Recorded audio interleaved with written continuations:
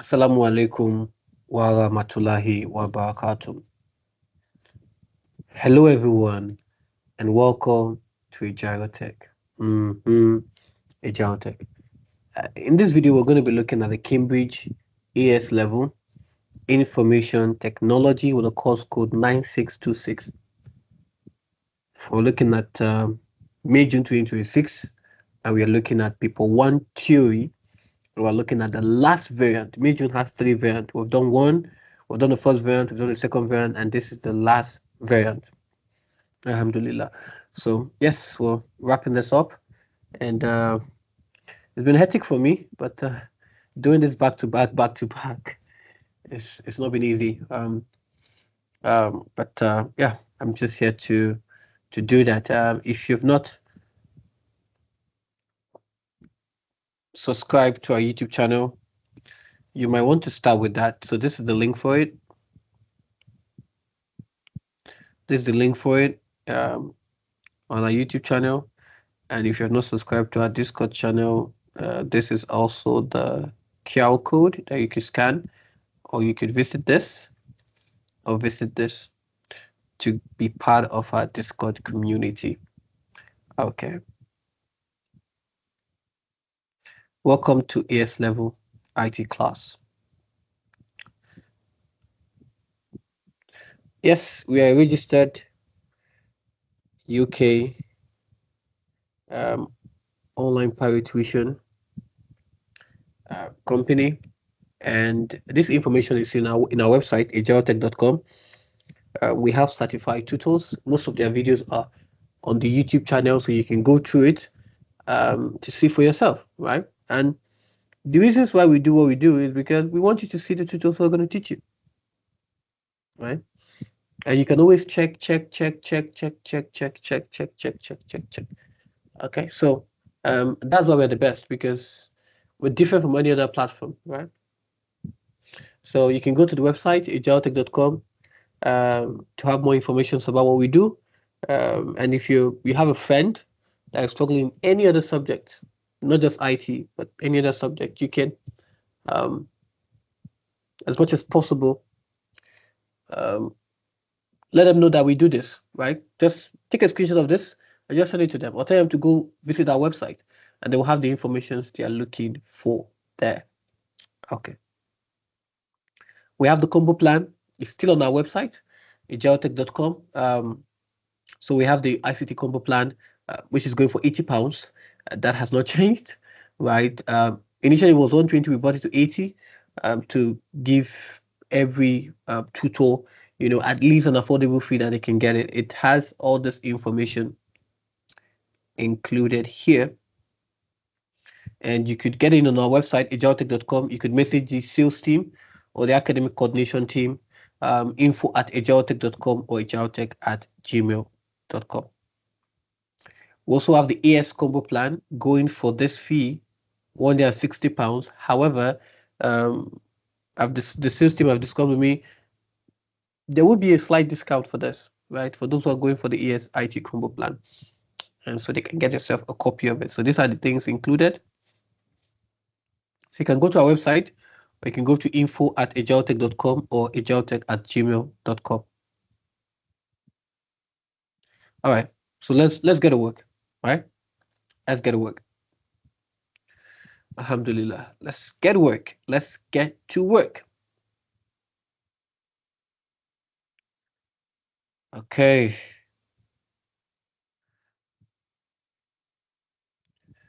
Describe with examples the difference between data and information.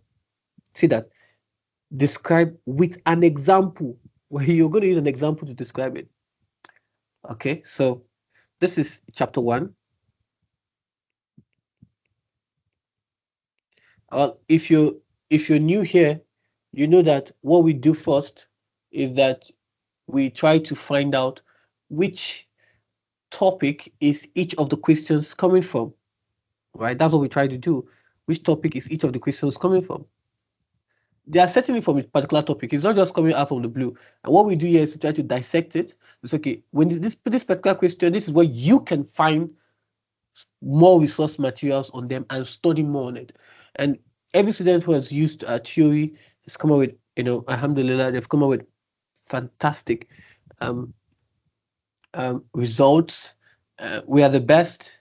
A student told me a couple of days ago, yeah, and he said, mashallah, you're the best in the world. I said, I don't know about that. Don't pull me that. I said that. But yeah, we do have the resources that would help students to do well. And yes, Ajiro Tech is likened to be the best YouTube channel in the world. Yeah. Okay. So yeah, it's not about the numbers of followers, it's about the resource and the content that can scale to students. And that's why we tell students subscribe to it, because it's so good, more better than TikTok. Yeah, because it is the TikTok for academic students who want to excel in their exams. All you have to do, put your headset, and then you're ready to get to work. And if you have a challenge, you can always enroll in our private tuition program. And if you're struggling, you definitely need to enroll in our tutoring program. Don't wait till the last minute. I tell in every recording, in every session I'm privileged to have, don't wait until it is too late to realize that you need the help you can get, whether it's IGCSE, whether it's ES, and whether it's E level. Please tell your friends, right? Don't wait, because one of the things that I've had issues with is when students wait till that long, okay? And they will start have to rush and rush to don't wait. So this is chapter 1,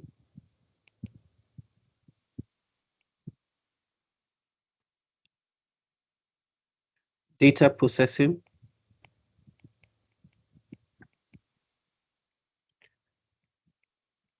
and information.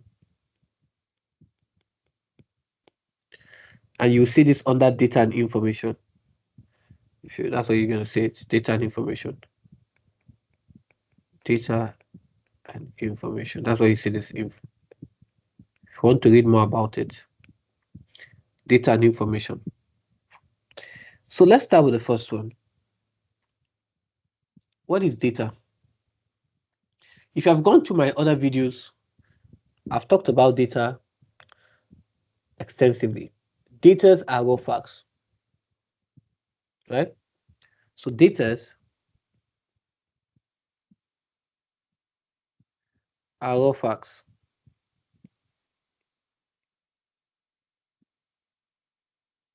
and figures that, comma, by themselves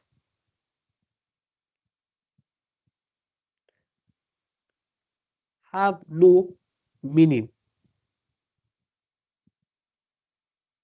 have no meaningful context,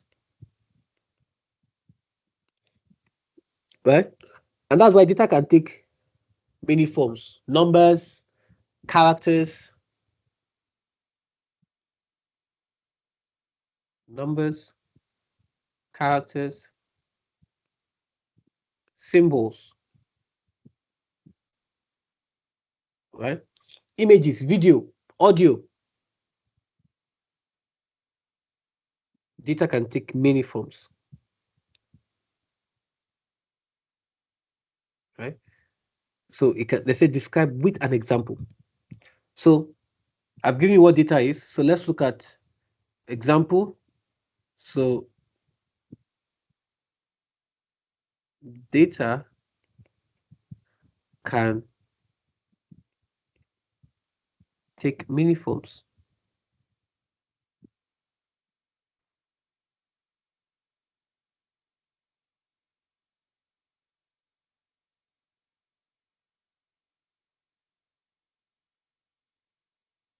I've given you what it is, what data is, can take many forms.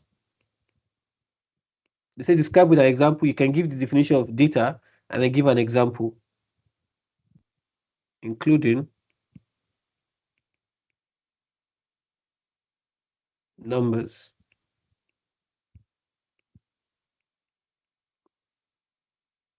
characters, symbols, images, audio, video. Example, we have 25, 40, 65. Those are examples of data. So we can see that this is another point if you want to put it. Data are raw facts. Okay. So it simply means that they have no meaning on their own. They have no meaning. They require a form of, you know, translation or interpretation to their raw facts and figures that by themselves have no meaningful context, right? So that is it.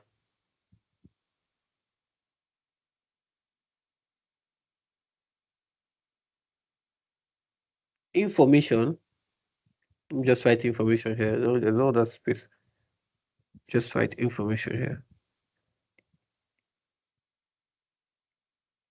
Information is data that has been given meaning.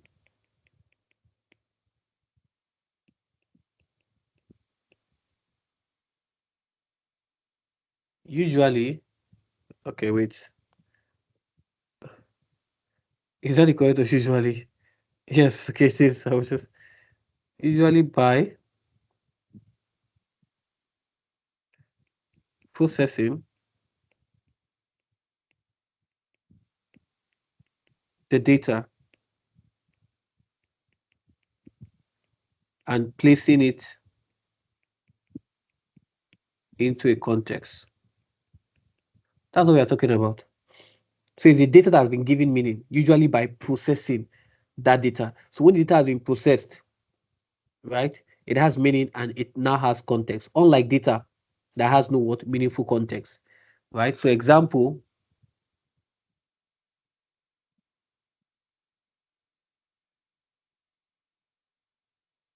example, for example, suppose we're going to use those numbers that we use for data, right? So it makes sense. Suppose 25, 40, and 65 are the marks obtained by 3 students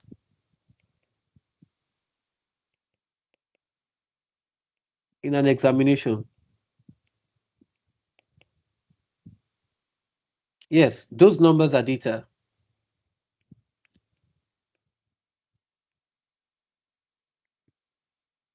If we process them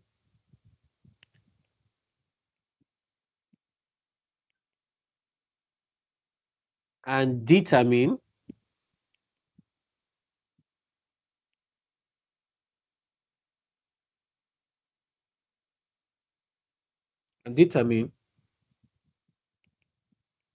the average marks or the average examination mark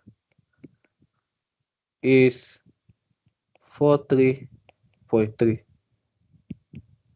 That is information because the data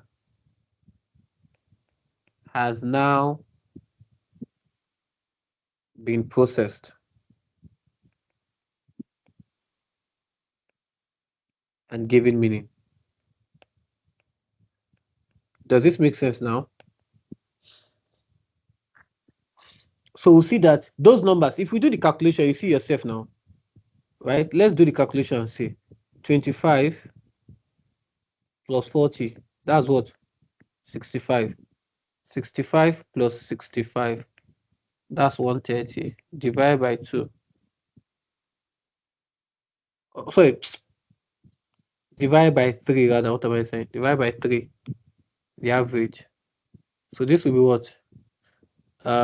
Go into, this is going to be 4, because that's 12, right? That's 12. Come here. 12, 30 minus 12, 1, right? So 3 going to 10. That's 3. That's 9. Put 1, then 0 again, 0.3, and it goes like that. So that's how we got this. Do you see that? So the key difference here is that um, when it comes to data, there are raw facts and figures. Why data for information, data has been processed and it has been given meaning. For data, it has no meaningful context, but for information, it has a context. For data, it may be difficult to interpret because looking at it now, 25, 40, 65, we don't know what it is. What exactly is it? What exactly is it? But for information, we now say, okay, suppose those are marks obtained by students in the examination, right? Those numbers are data. But if you process them, we can now get an average mark of those 3 students. So now we have an information. Right? So with data, it's difficult to interpret them. But with information, you can now see the interpretation because now it can be understood and used.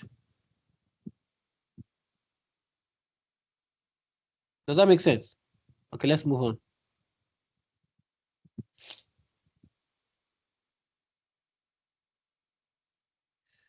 Matthew has money in his bank account.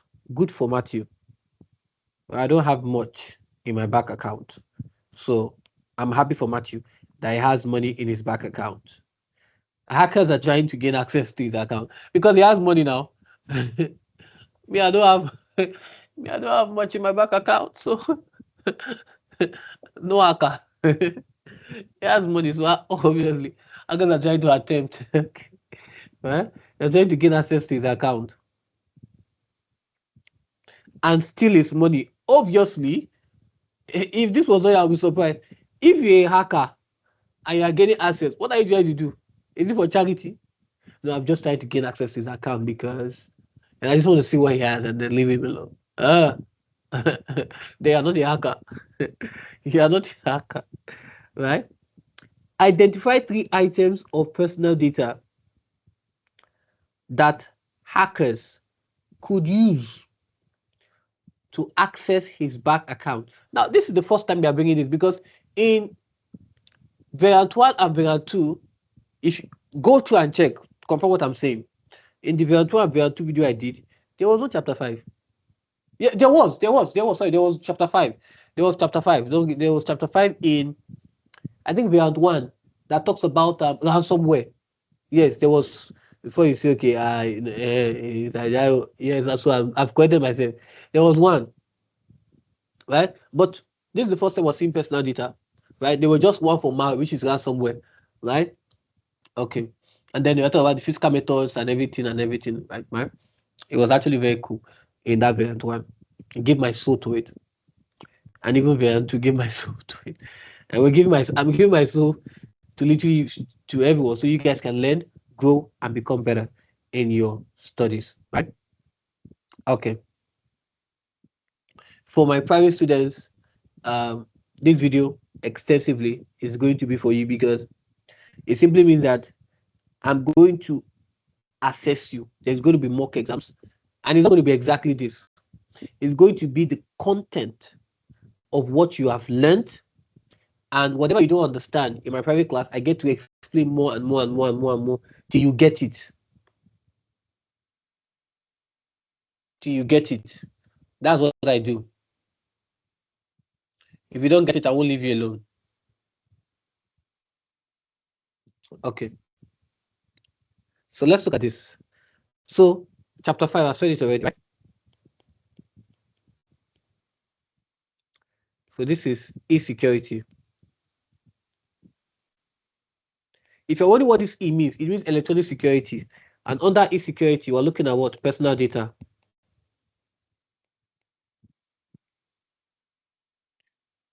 Okay.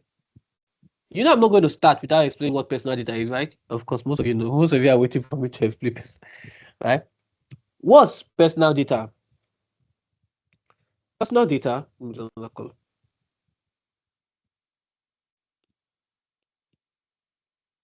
Personal data is information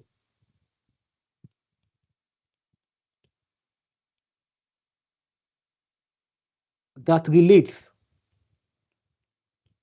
to an identified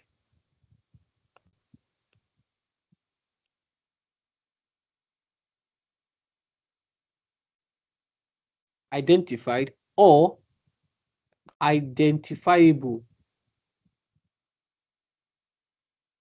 individuals.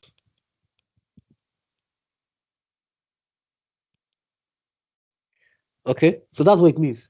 It's information that can relate to any information that you can be identified by. That's personal data.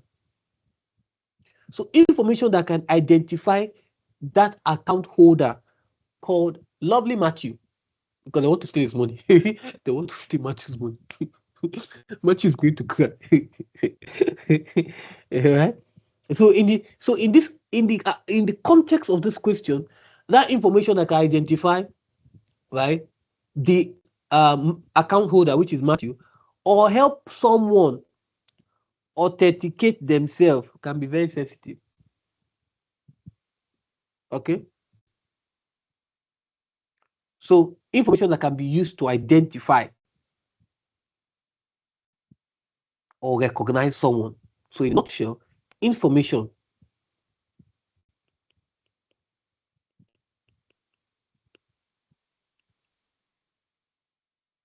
that can be used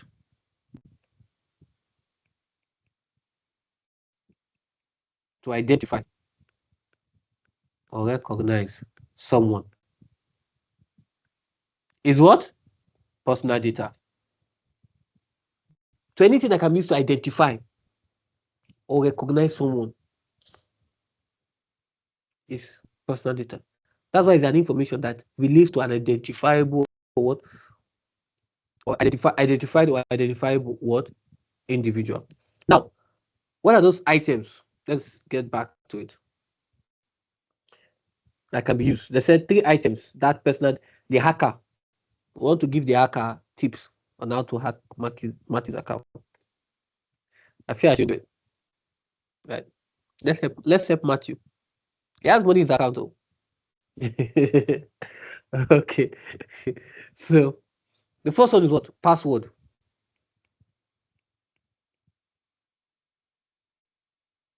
Right. So a the hacker could use Matthew's password to attempt to log into his online banking account.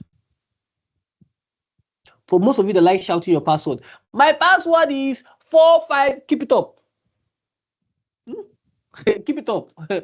Bravo. Password sharer. No. I want to be sharing password. My password is 4578. Keep shouting. I see you there. Password giver. Be giving password. While doing how to hack your account, I share password. Right. So a hacker, right, could use Matthew's password to attempt to log into his banking account. Most of you that you write your password and you stick it in your laptop or stick it in your iPad. Keep it up, oh. I see you. Password giver. Be sticking it. Sticky note. Okay. I've not noticed before. You're doing that. So a password is particularly sensitive, right? Because it may be one of the authentication details, right, required to prove that the person attempting to access the account is the legitimate account holder. If anybody has your password, there is no way. There's no hacking, no. There's no hacking now. If he gets your password, you are the one. It's assuming you are the one signing in. What? Right? So password is one item of what they can use it to attempt to what log into what Matthew's online banking account. Number 2, personal identification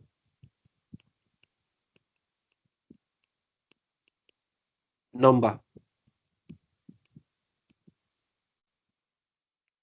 For most of you that didn't know what that means, it's called a PIN, right? So a PIN could also be used as an authentication information. You want to put your PIN, you tell me, look, I'm putting my PIN, come and look. Okay. PIN giver. They will look.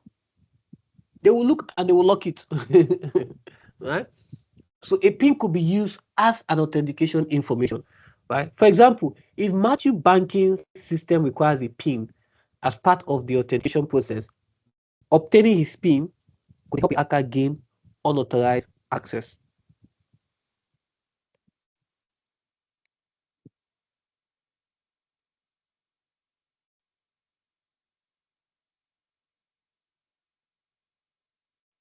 The next one,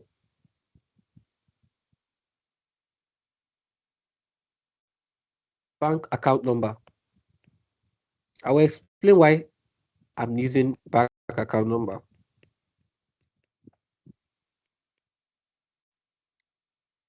Now, a bank account number is another item of personal or banking information. Remember, it's personal data that a hacker could obtain and potentially use as part of an attempt to access or compromise the account. Right? So there are other personal data that the hackers can use. Right? It could be the name of the bank account owner. Can also use that. So for others, it could be what? Name of the bank account owner. Okay. So let me know in the comment section which other one you think the hacker can use. Let's help the hacker. Okay. Now, in conclusion to this, right, it's important that you understand. Note, note. I want to give this note. Note, candidates, I'm going to use this as candidates. Candidates should understand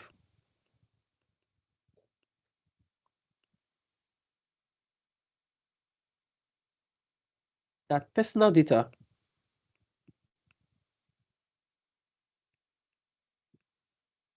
is not limited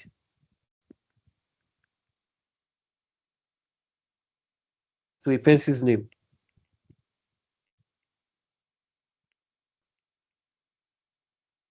The address to your street is also personal data. Not only your name,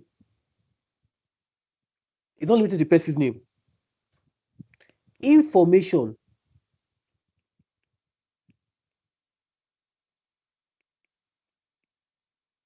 that can identify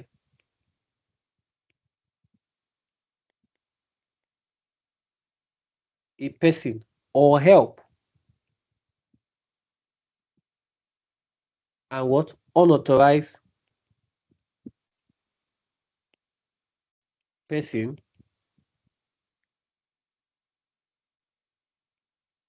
gain access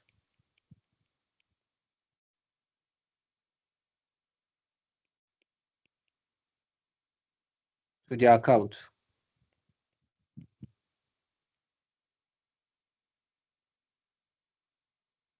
Can be highly sensitive. So take note of that. You are a candidate. You're writing exam. You're not here for sightseeing, right? So it's important for you to understand. It's not just limited, right? It's not just limited to a person's name, right? Any information that can identify a person, right, on an unauthorized person or help an unauthorized person gain access to your account is highly sensitive. Are we good? So this is very important. Okay, let's move on. I've explained extensively on most of the things I'm saying now in variant 1 and variant 2.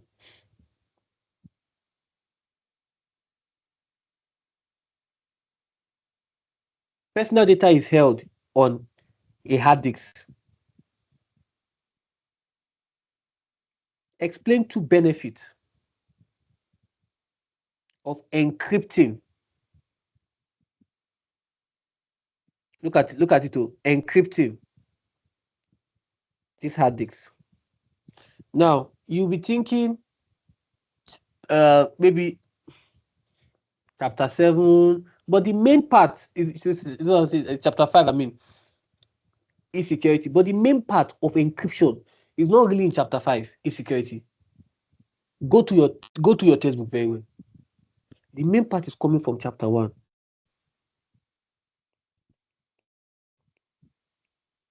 Hmm.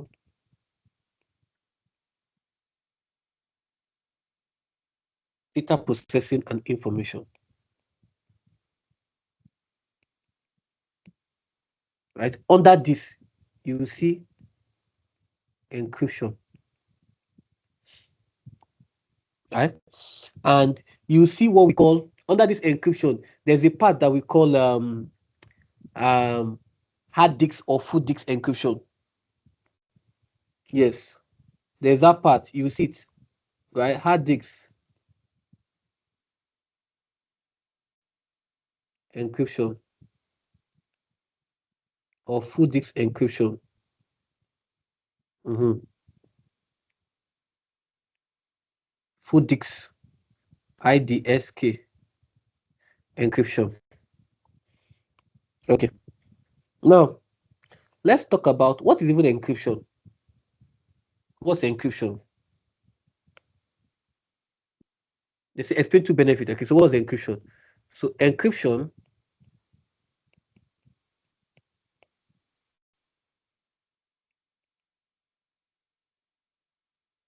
is the process of converting data into a form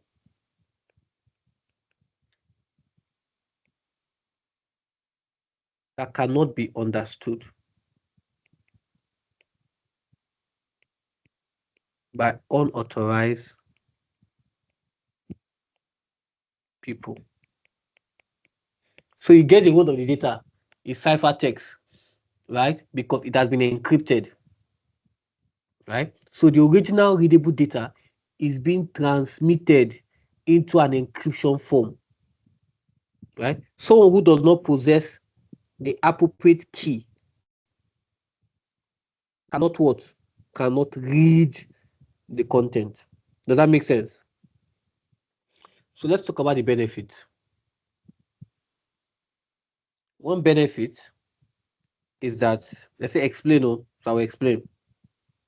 It protects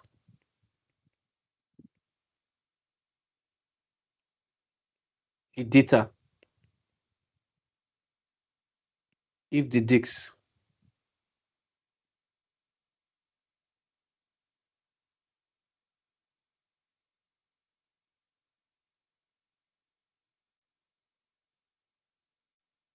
is stolen.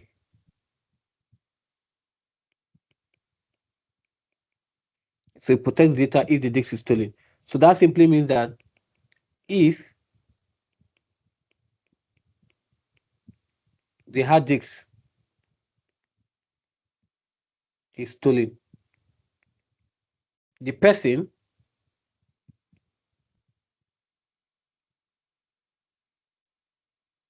obtains it should not be able to simply read the personal data stored on it. So with full disk encryption,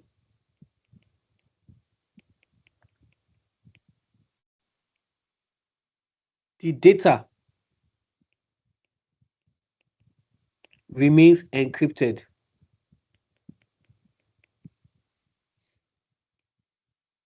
even if the disk is removed from its original computer and placed into another computer. Let me share a story to you. So my Windows laptop had an issue. I was the cause. Yeah, let me admit yeah. So I was doing a BIOS upgrade. If you're a tech person, you know what I'm talking about. I was doing a BIOS upgrade and did not connect my laptop to power. See, I don't want to remember that thing that happened to me. And I will tell you, if you're a tech person here, don't do a BIOS update. You need constant power first. Whether your laptop is full or not full, whether it's filled up, plug it. BIOS update drains power. My laptop went off. I got charger. It didn't come on again. I cried. I cried. I cried. I cried. I cried. So I took it to the repair shop. So they took the hard disk, they placed it on another one. They were checking. They took the hard disk, placed it on another computer. The next thing that pops up, password. Password here. I put my normal password. Like, it didn't work. It did not work. You lie. I had encrypted my hard disk. That's my SSD, right? Community SSD without knowing. This brain will just IT brain will just be doing so many things without permission. I had to remember password though. I just sat there and say, hey, from BIOS to password. So why am I saying this story? Why am I sharing this story?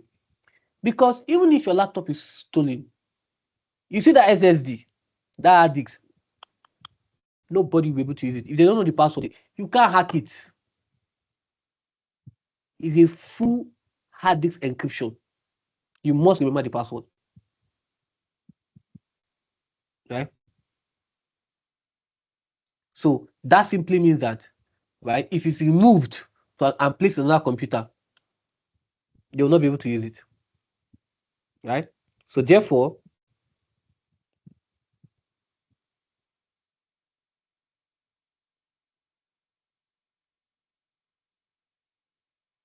stealing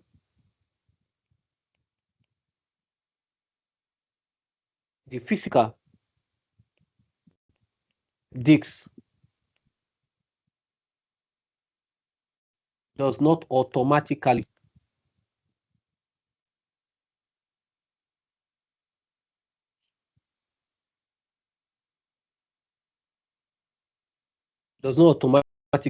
okay.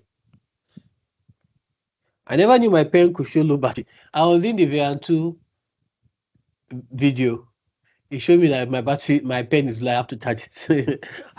I've not seen that to show you the hours I spent. Right? Does not automatically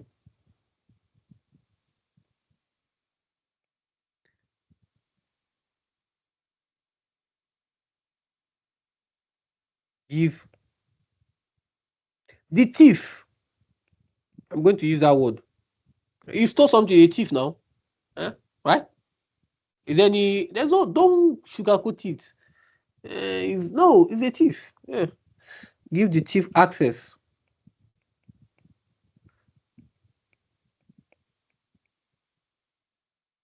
to readable personal information.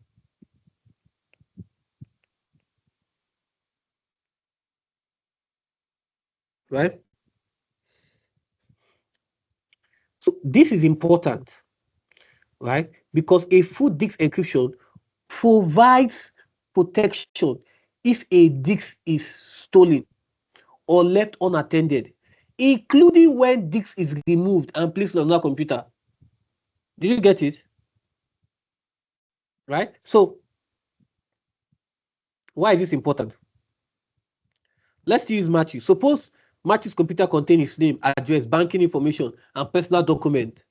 If the hard disk is stolen and it's not encrypted, the thief may potentially be able to access those files without his computer. The all information is stored in your hard disk. I mean, you have done IGCSE, you know what I'm talking about, right? I've gone to my videos in IGCSE, so you know what I'm talking about. All information is stored in your drive. That's chapter 3 in your IGCSE. Storage devices and media. Uh-huh. So all information are stored there. They are stored there. So if anybody takes that hard disk or solid state disk from your computer and place on another, if it's not encrypted, they will have access. So they will have access. So if the disk is encrypted, the contents are unusable to someone without the required key. So are we learning? Let me know in the comment section if you are learning. Let me know. I want to know in the comment section. Are you learning? You're learning, yeah? Okay. All right. The next one.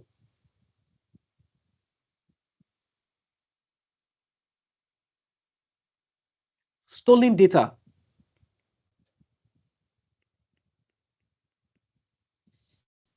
cannot be understood. Stolen data cannot be understood. Why? Why can it not be understood? Encryption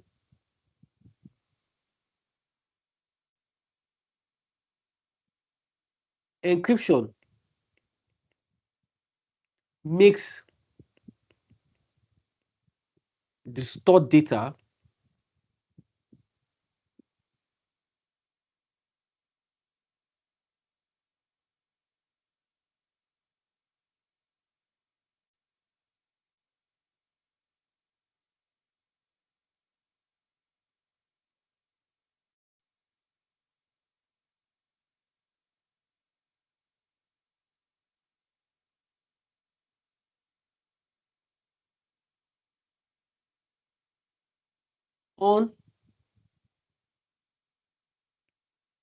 unintelligible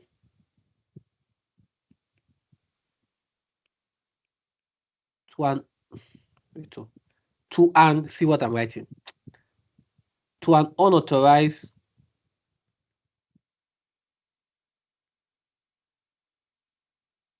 person.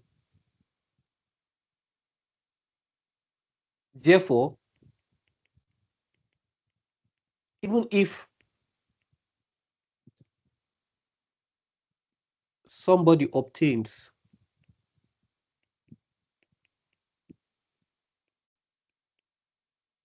a physical disk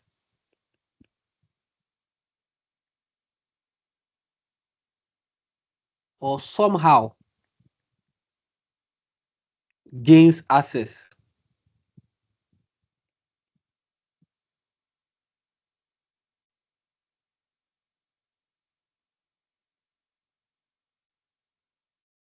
to the stored files, the encrypted content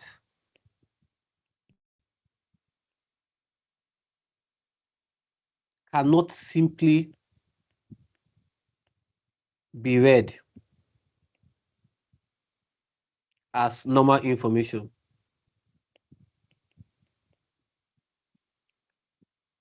So I am saying,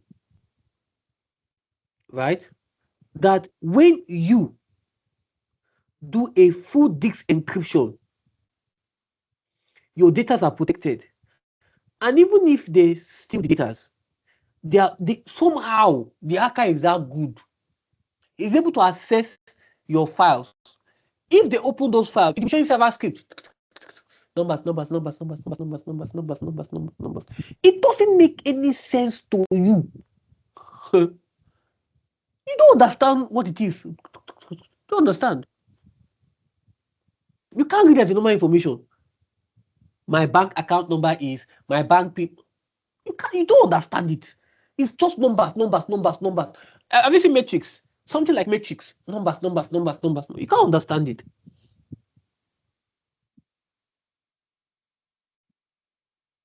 Okay.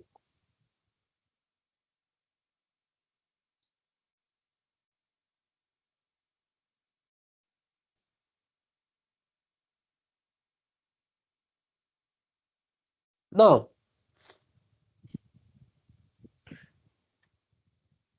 does it make sense? Another useful benefit. Let me add one here. Is that the full disk encryption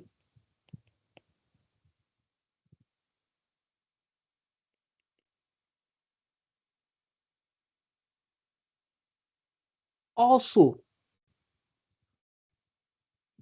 let me do this. Full disk encryption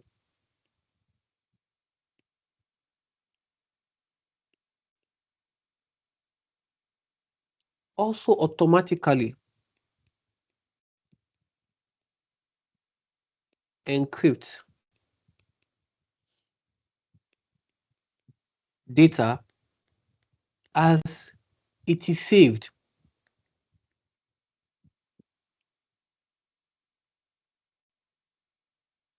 to the hard disk. The user does not have to individually encrypt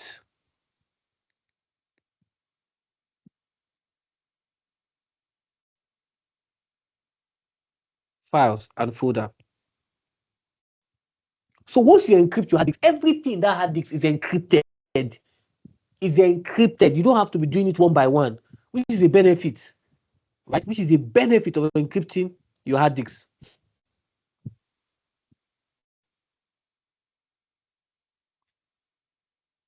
So, in conclusion, encryption.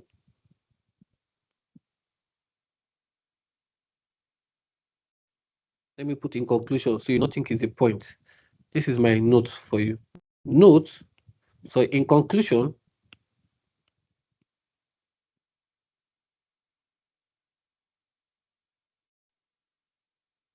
encryption does not necessarily stop someone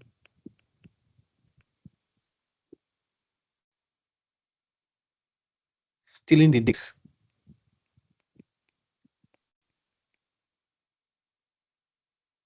It protects what the thief finds on the disk.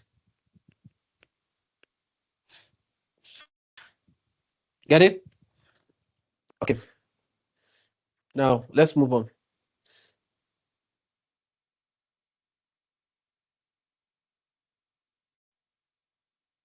A shop owner needs to collect data about shopping habits. This reminds me of the businesswoman in Vean 2.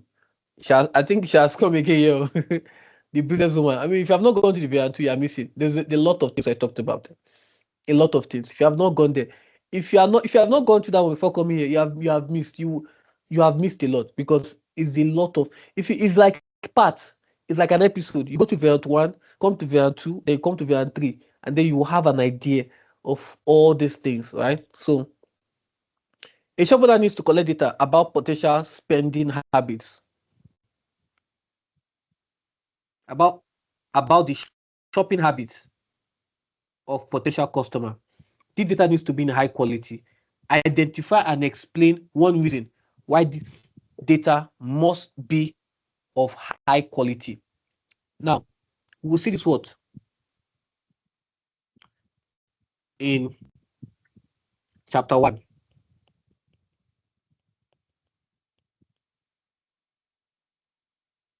Data processing and information. And we'll see this under what? Quality of what? Information. Now, I've talked about quality of information in variant 2. I I talked about extensively. Just go there because now I'll just go direct because I talked about it extensively. The owner wants to collect data about shopping habits, right? She wants to collect those data. I've talked about direct and indirect data there. I poured out my heart. Just go there. Go there first. Pause this one. Go there. Learn. Then come.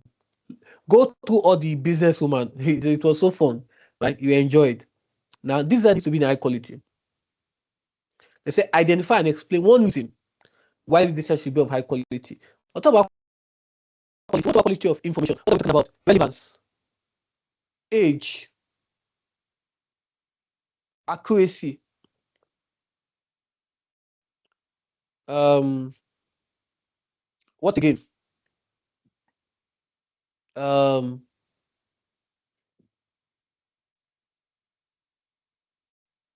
it has to be I think there are about five of them, right? Level of details. Yes, level of details. Completeness. Uh-huh. I think yeah. I think I've mentioned the five. If I've not mentioned it, tell me the last one on the comment section. Okay, so let's go. So identify and explain one reason why this data must be of high quality. So let's go. The data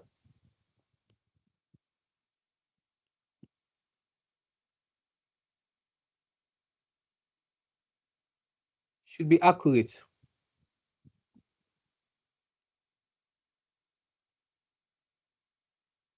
and reliable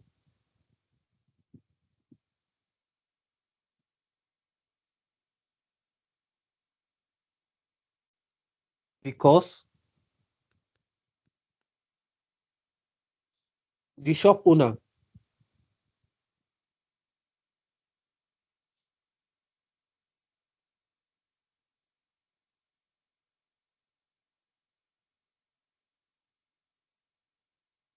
will use it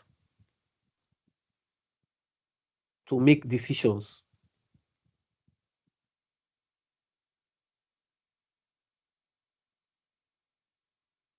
about the business.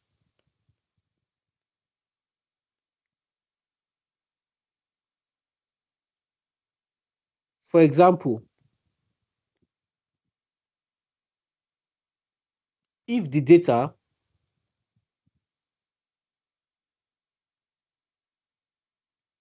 incorrectly suggests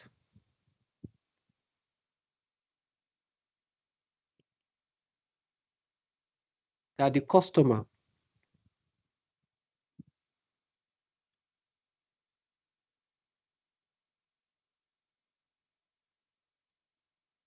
frequently buys a particular type of sports product. I'm coming. I don't think you guys can see it again. Oh. Let me write it in this line.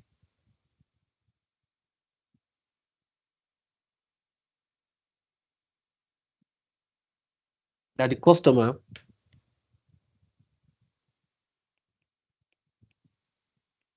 frequently buys a particular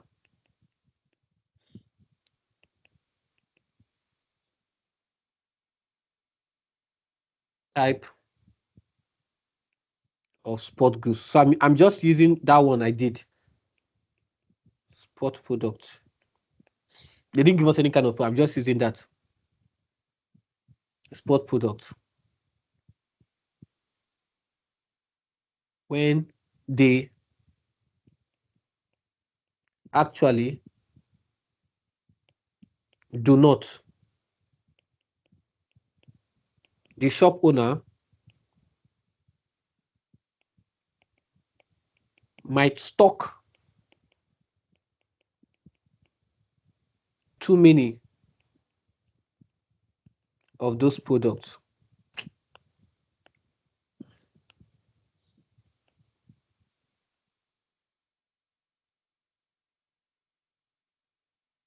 Okay, so high quality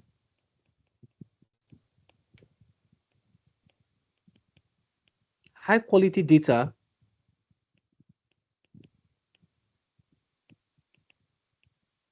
makes it more likely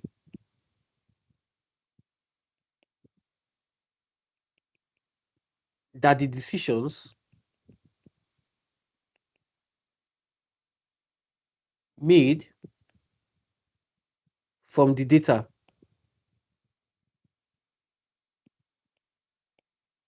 will be correct and reduce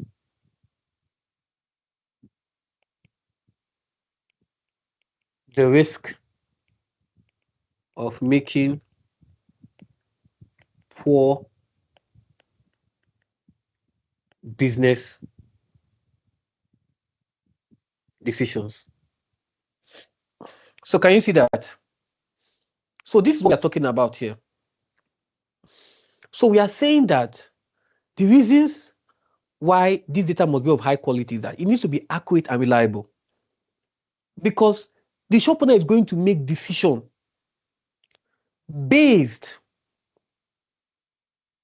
right, on that data.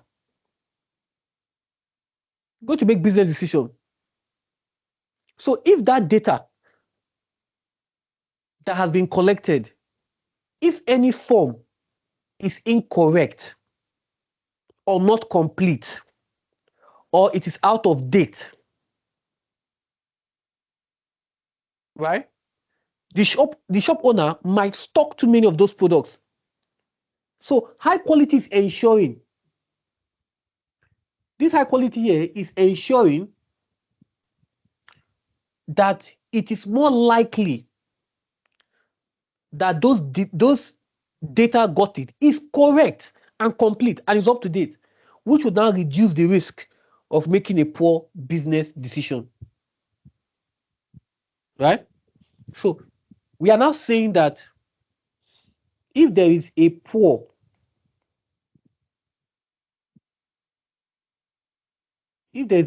quality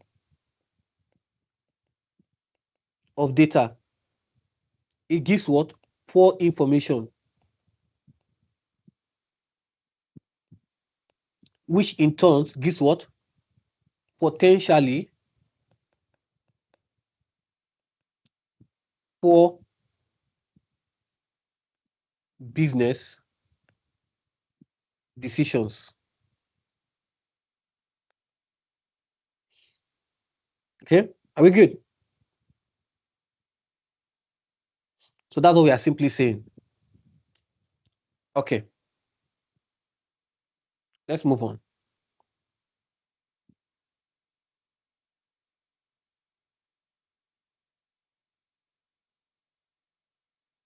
The shop owner again, the shop owner has decided to use an in-depth report.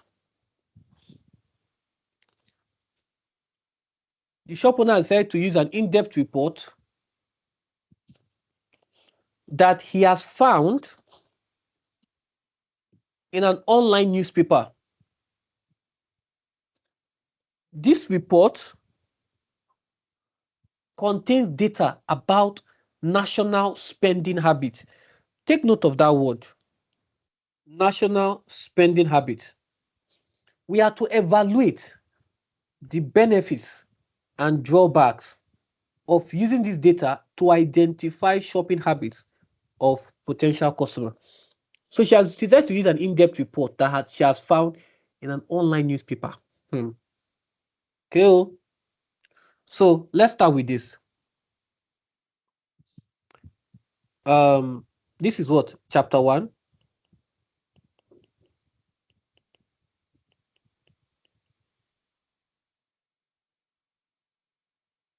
Data processing and information. So it is under data and information. And then now look at this. Let's start with this first. What type of data is this? Online newspaper. Is this direct or indirect data? Tell me in the comment section quickly. She says she has got an in-depth report that she has found an online newspaper. What you have learned in VR1, VR2, is this direct or indirect data? So this is what? Indirect data. Why? Because the shop owner did not collect the data him or herself. It has already been collected and presented in the report. Right? The question is not simply, is indirect data good or bad? No, that's not the question. The question is this particular report suitable for identifying the shopping habits of this shop owner potential customer? Is it suitable? And that's what we want to evaluate, if it's suitable or not. So this distinction is extremely important. Very, very important. Okay. Let's talk about the benefit. I'll do a lot of explanation because there will be no space to write. So the first benefit,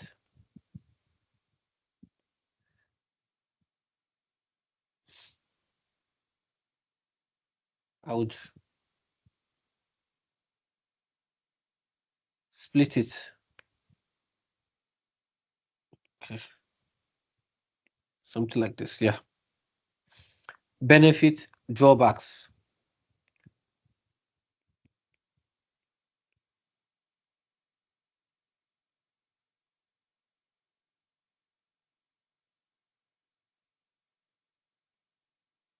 Okay. So the first benefit, the data what already exists.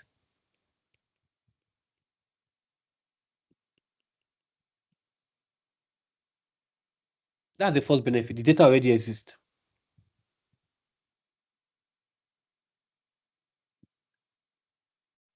Right? So the shop owner does not have to conduct the research herself. Right? So the data already exists. So the shop owner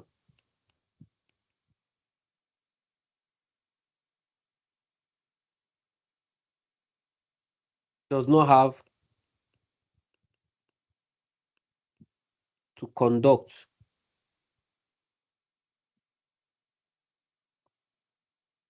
the research herself. The report has already been produced. So the shop owner can use that existing information immediately.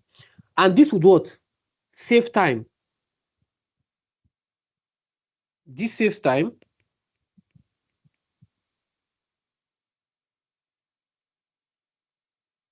that would otherwise be needed to design a questionnaire, find participants, collate response, process the response, right? So there's no need to gather it because what? The data already exists. The next benefit,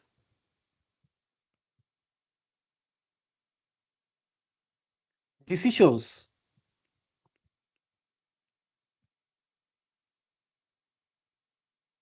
can be made more quickly. Because the report already exists, the shop owner can examine the data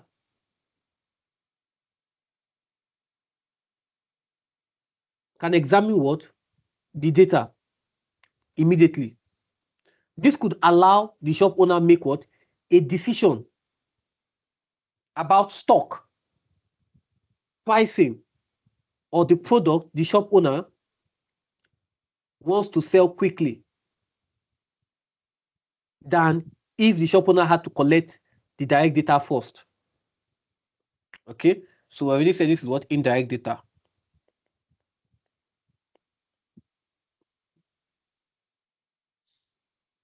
The next benefit,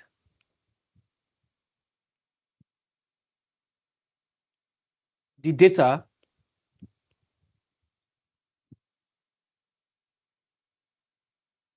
may have been collected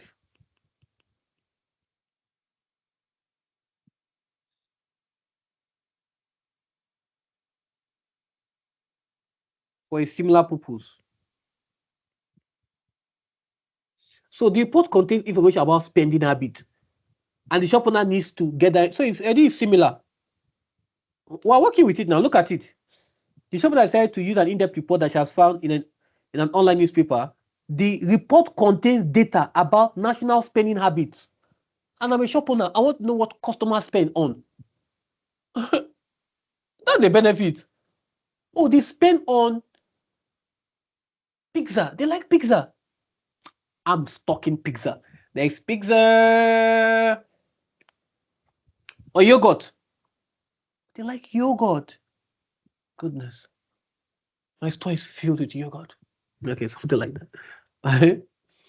So the report contains information about spending habits. So therefore, there is a connection between what the information already collected and the shop owner purpose of understanding shopping habits. Right? So the data may therefore provide useful information about what consumers spend money on. Can you see the way I'm evaluating it? The next one, which is very obvious, large sample.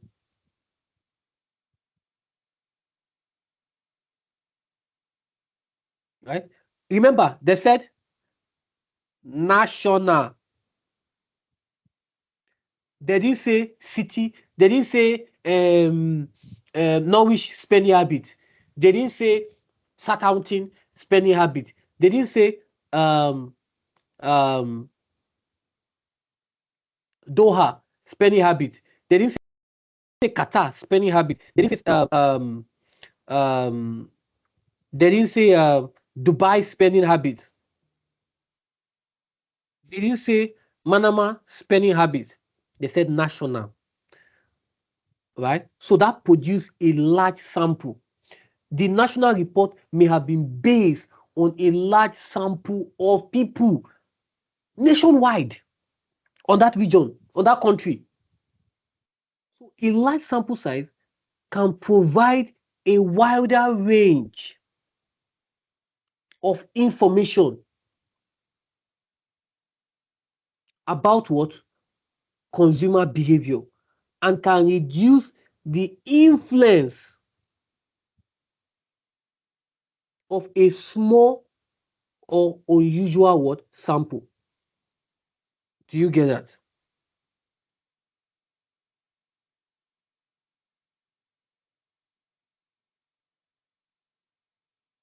The next one is what?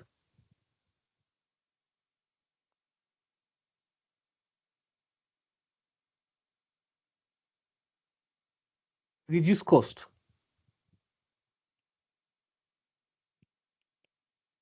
Now, the shop owner does not have to bear the normal cost associated with collecting the data him or herself. So, which is a good benefit. Now, let's talk about the drawback.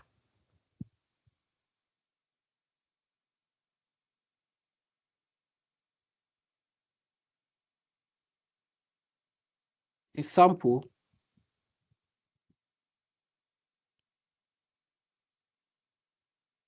is national.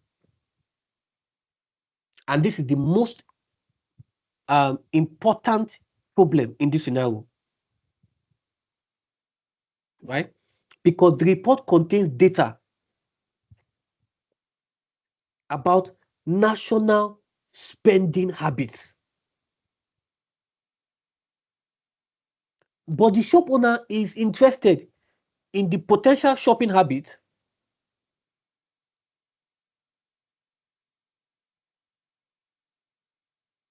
of his potential customer in that area.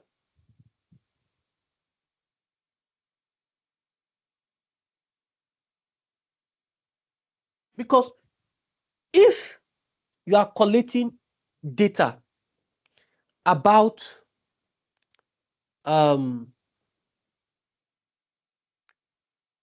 national, it's good, but it doesn't really provide financial returns for the shop owner, because the shop owner wants to know people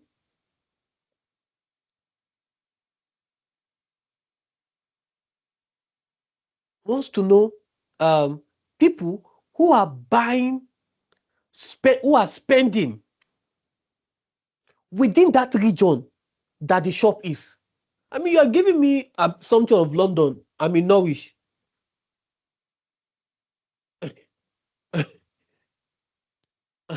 It's good. I have an idea, but it doesn't bring money to my wallet. Because everything is money to the wallet, right? Okay. Okay. So this is what we are talking about. Okay. So a national sample size may include people living in a completely different area with different income, lifestyle, preference, access to shops, spending patterns. Therefore, we are now saying that the national data may not accurately represent the customer who are actually going to shop at his particular business or her business. Do you see that? The second one is the data may be old.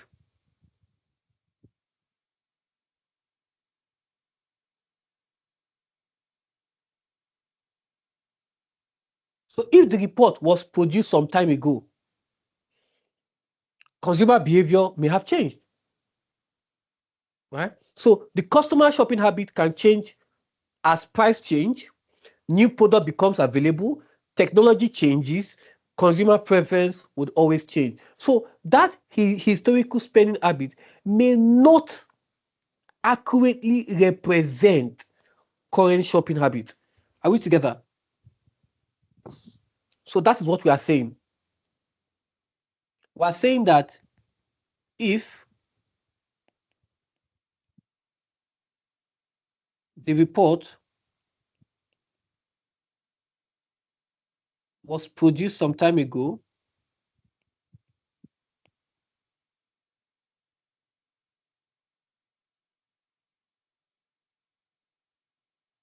consumer behavior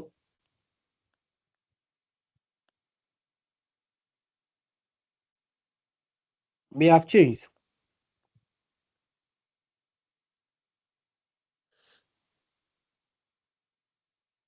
Another drawback,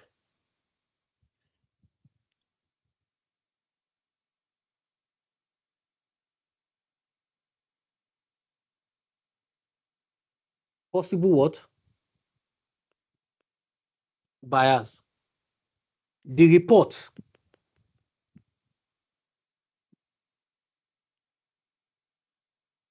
may contain bias. For example, if the way the research was conducted or the people included in the research may influence the result, if the report is biased, the shop owner could draw an inaccurate what? Conclusion about his or her potential customer or what his or her potential customer actually wants.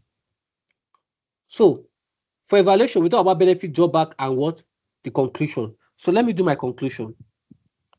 With what we have said, let me do my conclusion.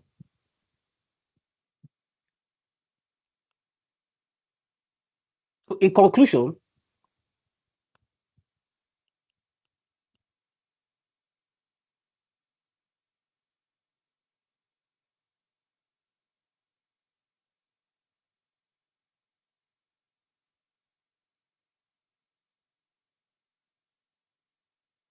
the report has significant advantages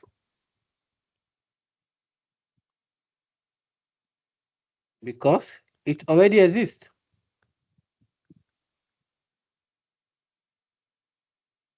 It can save time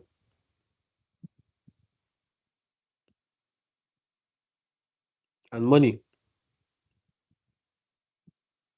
May contain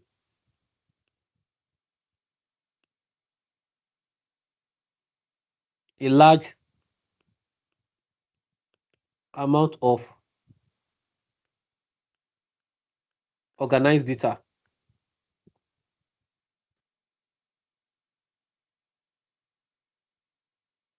May have been collected for a similar purpose.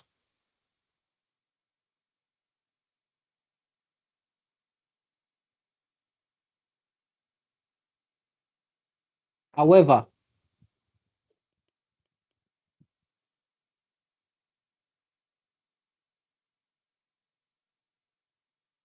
its usefulness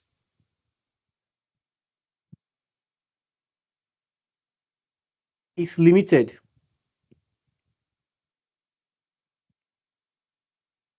because the data represented or represents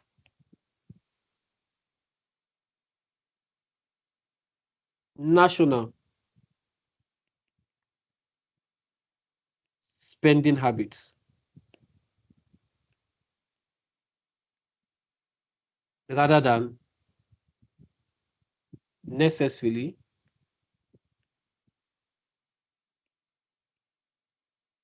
the habits of the what? Shop owner. Shop owner, local potential customer.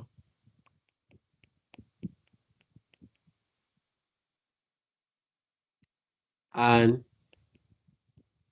the data may also be biased. So the result will be useful as a background information, but should not be relied upon as the sole source. That's going to be my final judgment.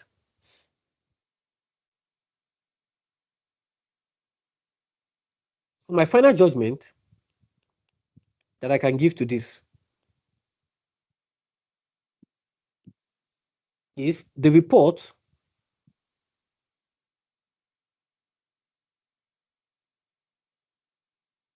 would be useful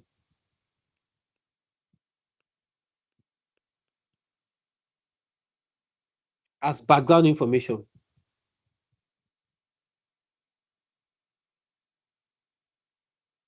but it should not be relied upon as the sole source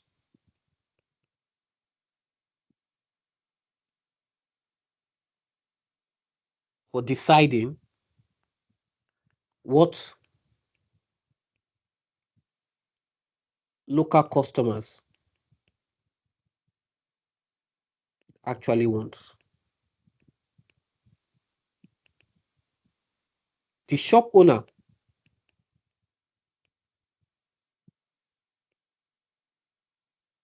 will be better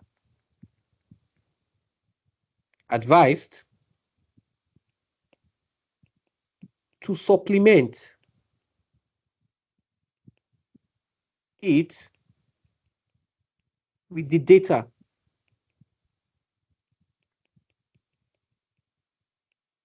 specifically collected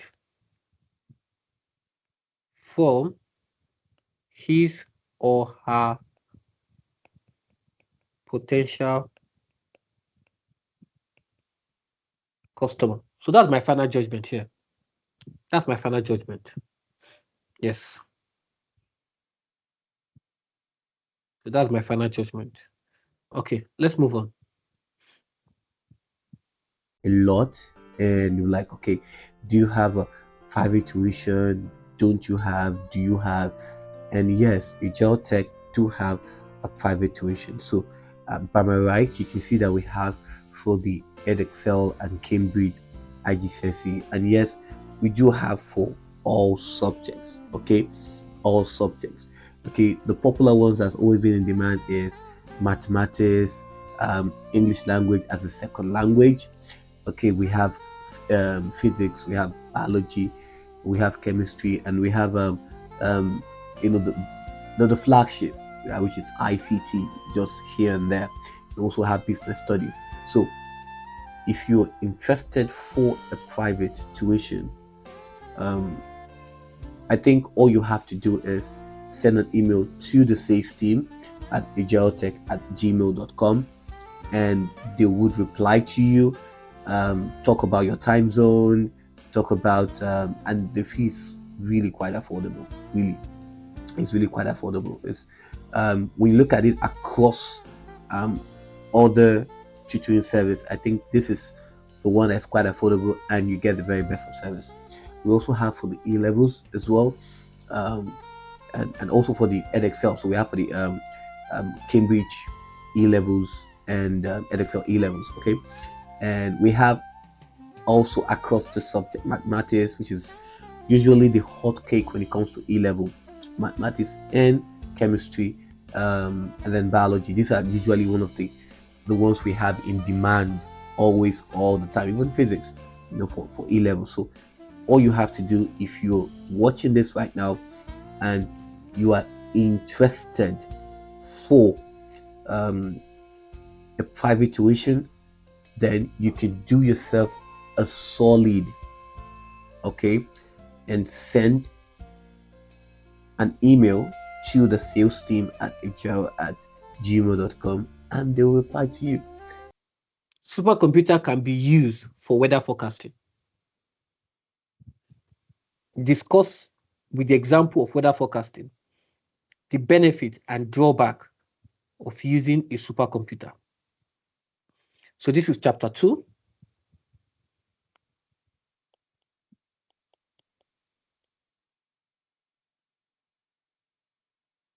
Hardware and software.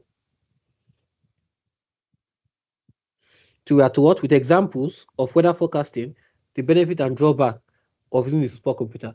So under hardware and software, what are we looking at? You're looking at mainframe and supercomputer.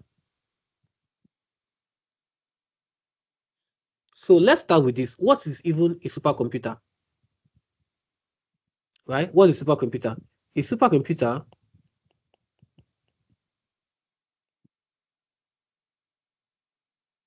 is an extremely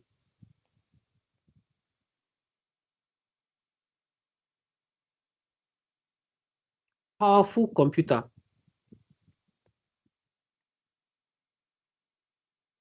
designed to perform very large numbers of calculations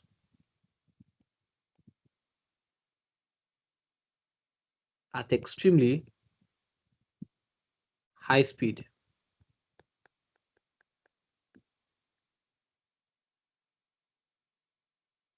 That's what supercomputer is all about. It's an extremely powerful computer, and they are designed to perform very large number of calculations. Now, the supercomputer can have more than 1,000. Sorry, what am I saying? Can have more than 100,000, hundreds of thousands of processor cores.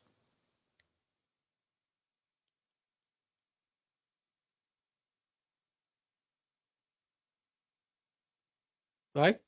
Illustrating that enormous processing capabilities involved. So why are they useful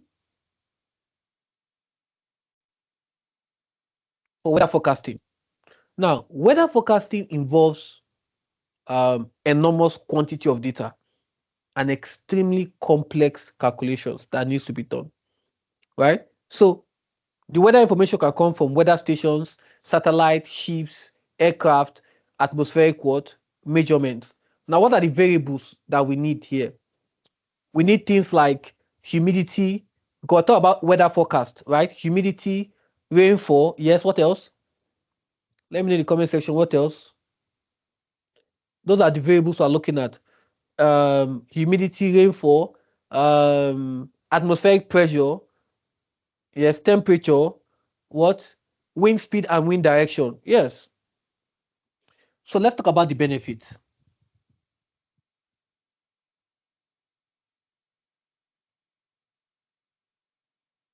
So the first one is what? Extremely what? Fast processing. Right? Now, a supercomputer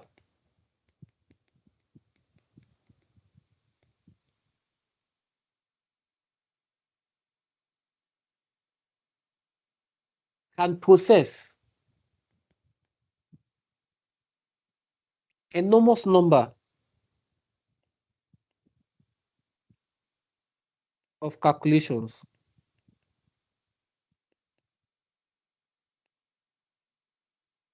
extremely quickly, right? Can process enormous numbers of calculations. So this means that the weather forecasting models can be calculated much faster than would be possible on an ordinary computer. So it has vast speed.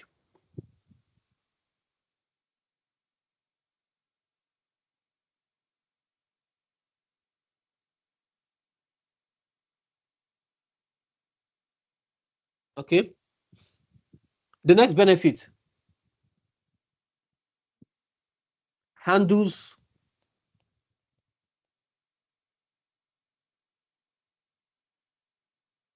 enormous quantities of information, right? It handles enormous quantities of what? Information. This is information.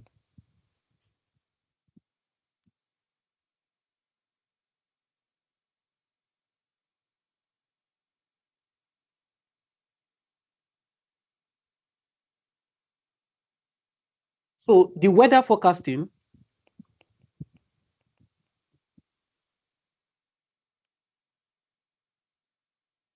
requires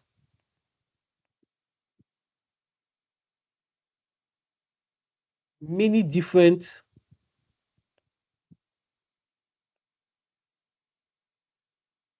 measurements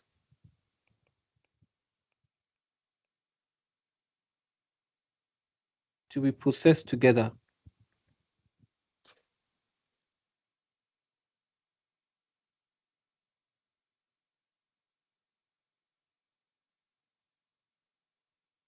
Right? Requires many different measurements to be processed together. So we can see that a supercomputer can handle this enormous volume of information and can perform what? The required calculation. So this is going to allow detailed weather models to be produced.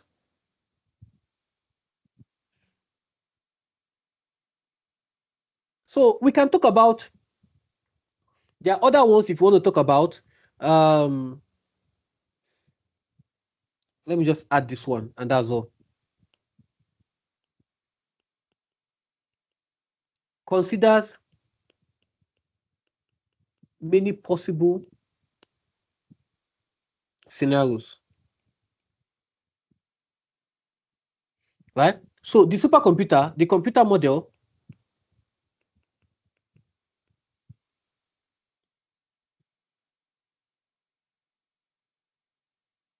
can consider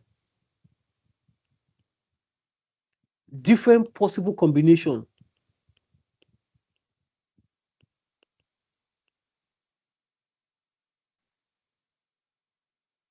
of weather conditions.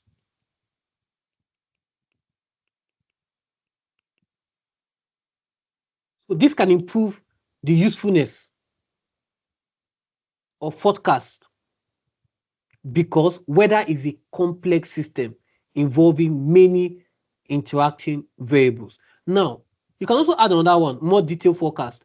How is it a more detailed forecast? Because the computer can process many variables and scenarios, and it can produce more detailed forecast. For example, right, weather forecasting can consider changes in temperature, changes in rainfall, changes in wind, changes in atmospheric pressure. So it allows the forecast to be based on a much detailed model. Let's talk about drawback.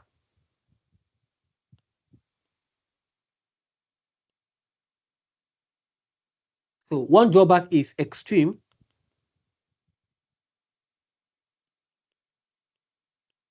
events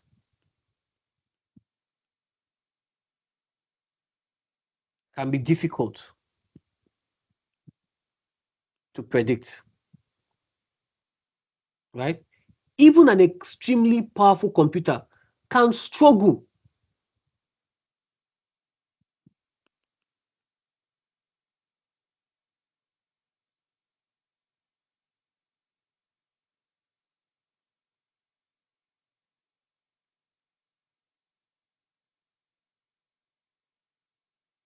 can struggle. That's not to spell struggle. Struggle can struggle to predict extreme weather events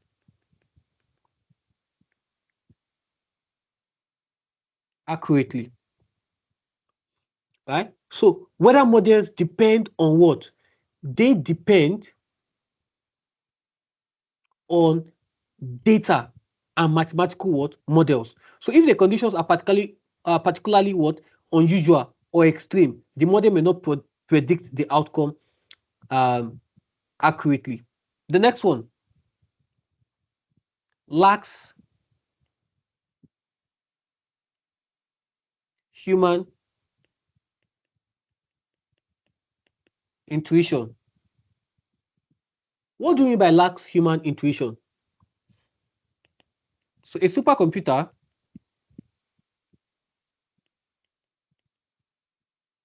processes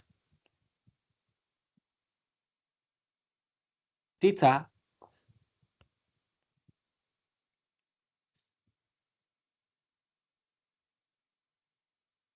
according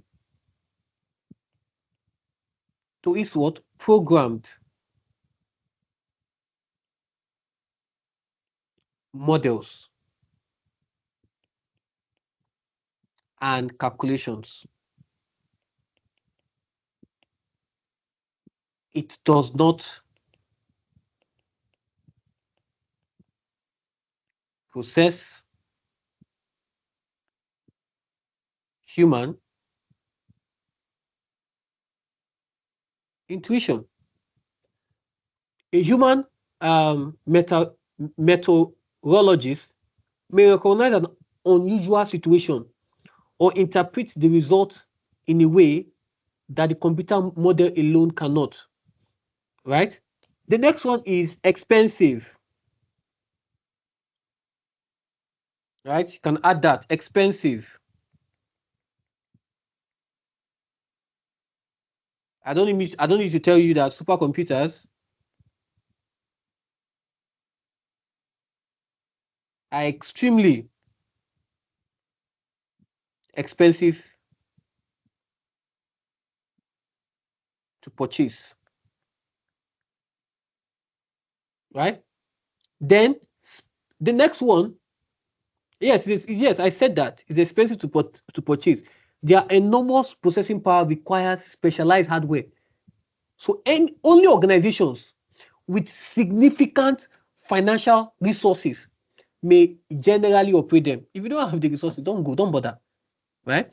The next drawback is specialist maintenance. What do you mean by specialist maintenance? A supercomputer requires a specialist maintenance team. Not anybody can just maintain a supercomputer. You need a specialist team to do that, right? It is not only a matter of giving an ordinary computer technician access to the system. You need people who understand supercomputer to be able to maintain it, right? So, all right, you can add another one, right? Large, and in fact, it produces considerably heat, right? Because it's large. Supercomputers are large. They are physically large. If you've been in my private classes, I've shown you pictures of them. I've gone through these things with you, right? It generates considerably amount of heat. So therefore, it requires what? What does it require? Substantial physical space. You need to get a physical space, and you need to have an effective cooling system. Now that is added to the cost because you have to buy all these things. You need a warehouse to store it. So overall, right, in all I have said, supercomputers are extremely suitable for weather forecasting because the calculations involve an exceptionally large amount of data, right? An extremely complex processing is required, and their speed can allow detailed forecasts to be produced quickly. However, they do not guarantee perfect forecast. Nothing guarantees perfect forecast, right? Because extreme weather can still be difficult. You can't predict extreme weathers, and the system are expensive, right? They are physically demanding and require specialist what support. Okay.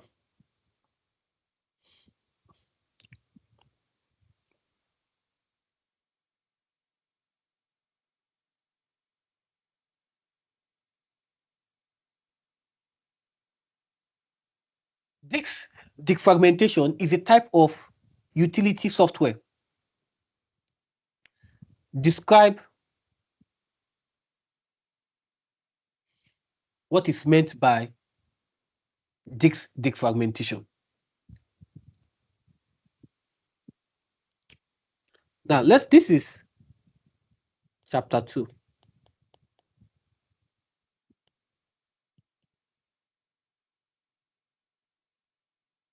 hardware and software. And under this, you see it as what? Utility software. And you see it on types of utility. I've explained what utility is in the previous video. So go through it. I can't be repeating some things I have said there here, right? So please go through it so that can allow us to be able to do other things. So go to the variant one. Go. I think it's variant two or thereabout. So go to the variant one. Go to the variant two. I talked about this. Now, what is meant by disk defragmentation? Let's talk about that. A disk defragmentation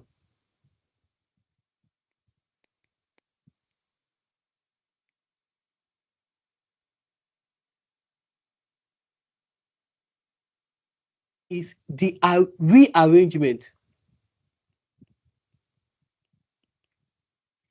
or reorganization of files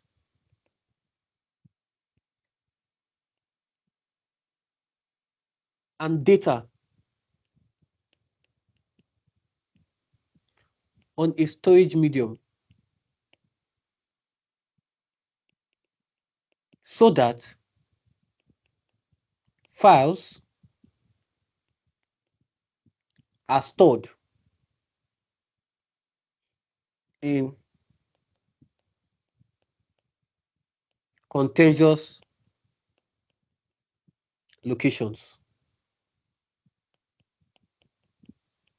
allowing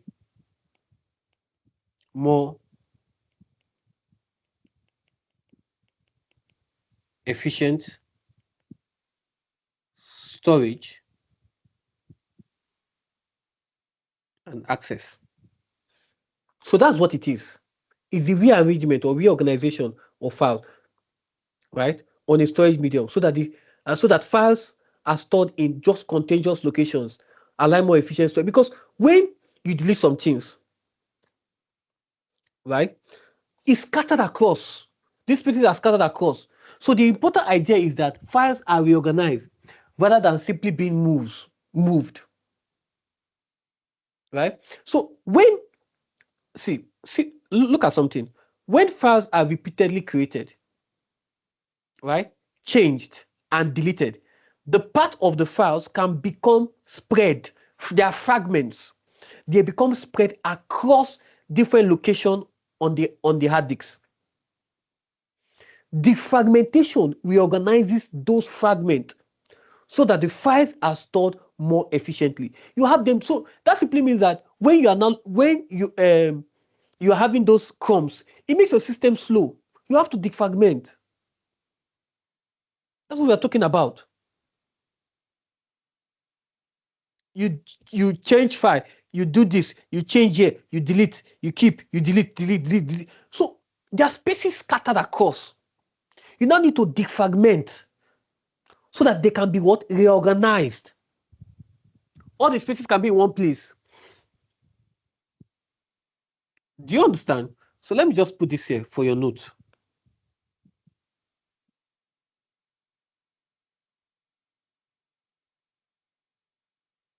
Note. When files are repeatedly created, changed,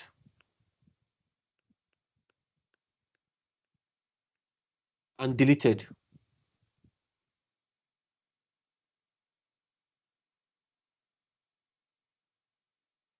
the parts of files can become spread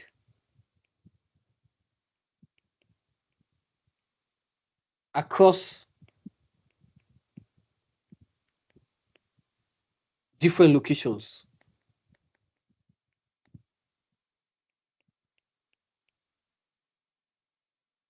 on a hard disk.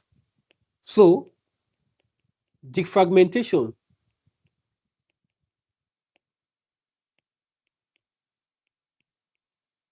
reorganizes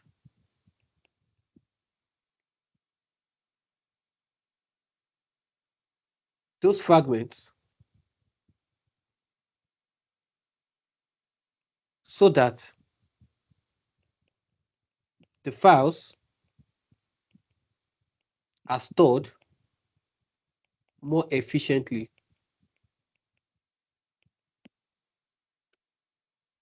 Did you get that? Okay. Explain why disk defragmentation is less likely to be used in modern computers. So let's look at this. This is chapter 2, hardware and software. And we're still on utility, right? So let's explain this. Why is disk defragmentation? Look at it, disks. That's hard disks. Problem is with hard disks. That's the problem. This information is always in hard disks. Okay, because they have different tracks and all, right? Now, so explain why this is fragmentation is less likely to be used in modern computers. Modern computers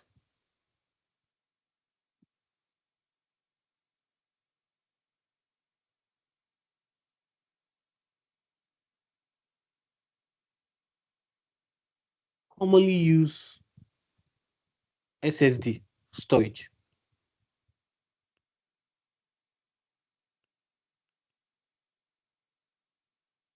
rather than traditional what? Spinning hard disks,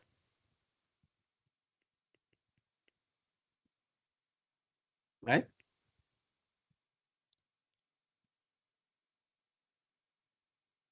Another one is SSD have no spinning,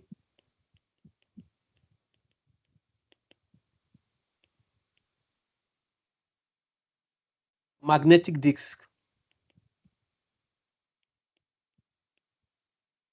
and do not suffer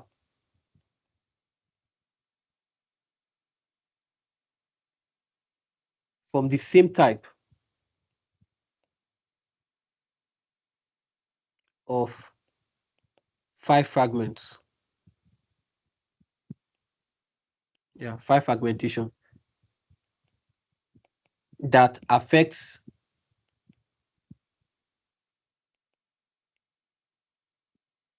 traditional what? Hard disks.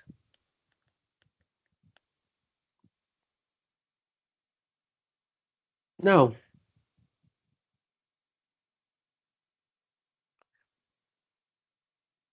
it is important for you to understand this.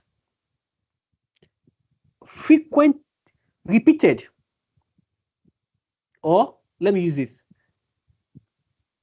Note, frequent defragmenting an SSD causes unnecessary what? Write operations and can reduce, take note, can reduce its effective lifespan. So you don't need to do that in SSD. It is those that is called disk fragmentation, not solid defragmentation. So it was those traditional hard disks, right? Because they had disks that they had to defragment so that everything will be in one place, right? So this is very important. So it's important for you to understand that traditional HDD, right? Fragmentation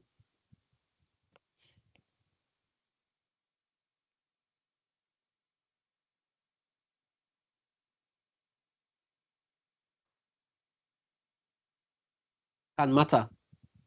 Why for SSD,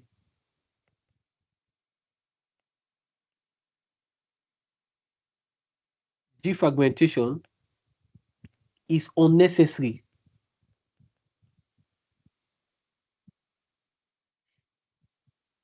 It's unnecessary and can cause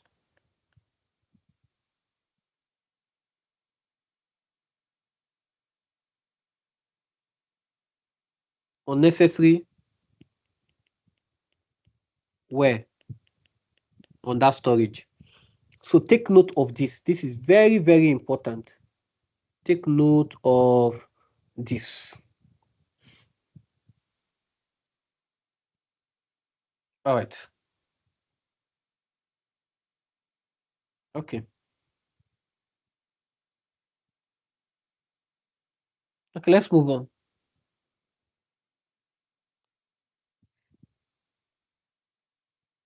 Backup and file deletion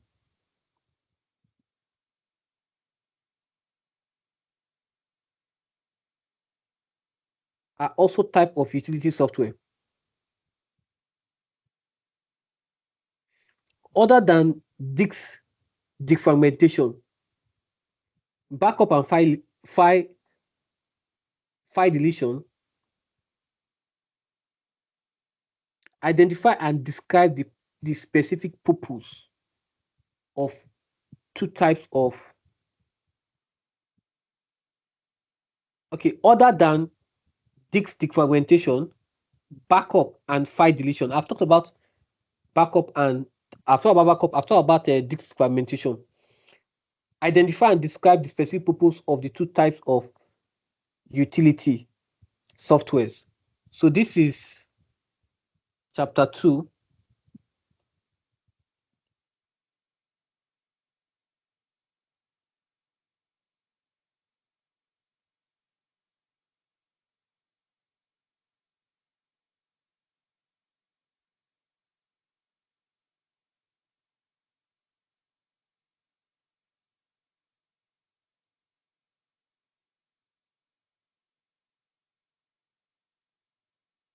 hardware and software. And we are still under what? Utility software. And we are still talking about what? The types, right? They said identify and describe the specific purpose of file deletion where your files are being deleted, right? Describe the specific purpose of the two types of utility software.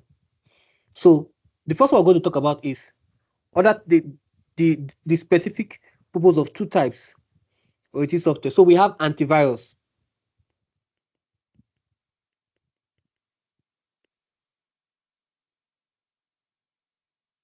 Antivirus software.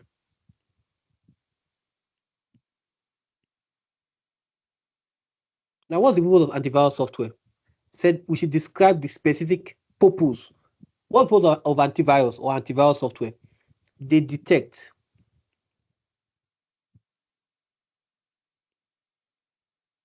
and remove or quarantine. I knew I was not spelling quarantine well. My mind was saying, no, that's not quarantine. Is that correct? Rules or quarantines. Quran. Quran is correct. Right? Removes or quarantine viruses and other forms of malware. That's what antivirus does. Detects and removes or quarantine, right? Viruses and other forms of malware. Now, let's talk about, let's talk about an example here, right? So, if a malicious software is detected on a computer, right, the antivirus software can identify it, take action to prevent it from continue what? Causing harm to that system. So once it's detected, it's going to identify the antivirus is going to identify it and take action to prevent it from causing harm. So this prevents what? This prevents the computer system and its data from malware. So that's the whole purpose. Okay, let me put that down. For example,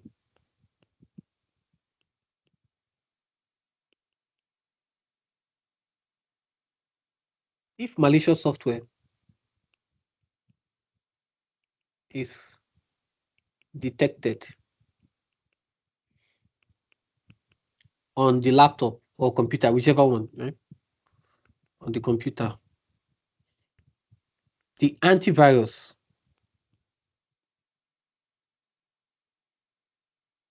software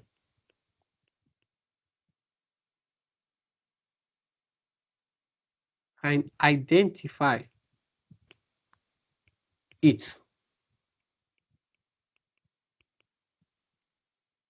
and take action to prevent it from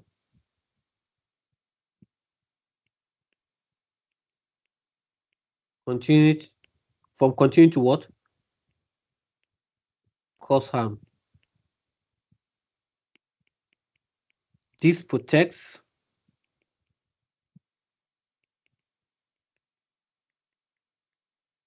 the computer system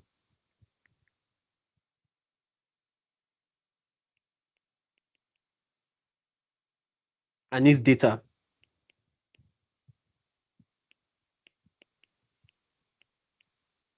for malware. The next one,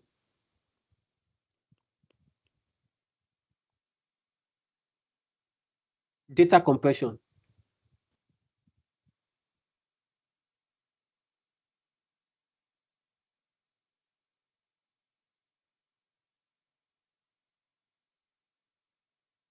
Data compression software or data compression, whichever one. It reduces the size of file. That's what data compression does. The size of files. So for example,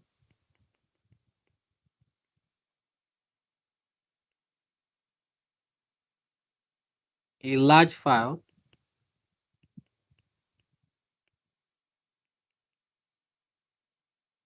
can be compressed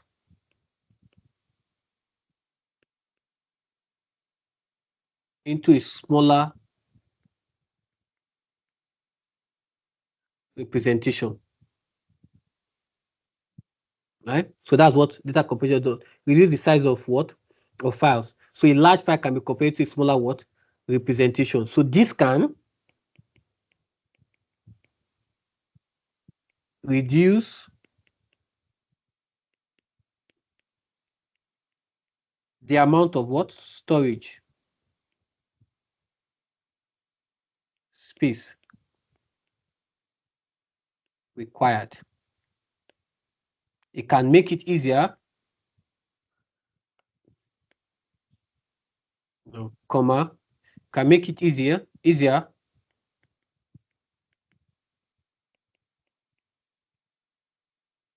to store more files.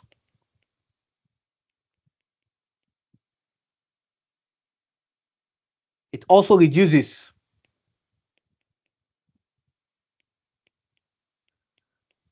the amount of data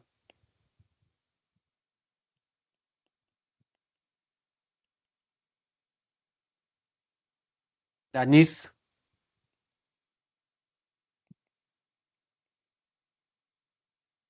to be transferred.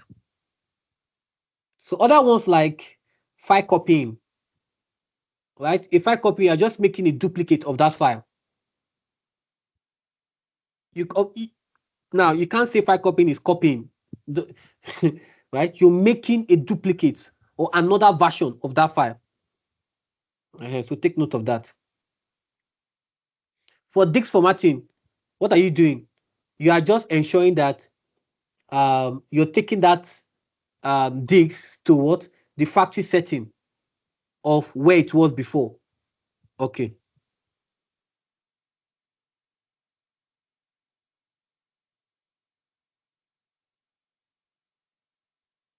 A young adult and his grandfather use modern technology in different ways. Discuss possible reasons why the young adult may use modern technology to a greater extent than his grandfather. Oh, wow. This is the first time I've seen it. You can check 2 I didn't talk about this. This is the first time I'm seeing this. Right? It's the first time that is appearing in the May 2026. So this is what? What chapter is it? Chapter 1, data processing and information. Chapter 2, hardware and software. Chapter 3, monitoring and control. Chapter 4, algorithm and flowchart. Chapter 5, e-security. Chapter 6, it is chapter 6. Chapter 6, digital divide. Yes.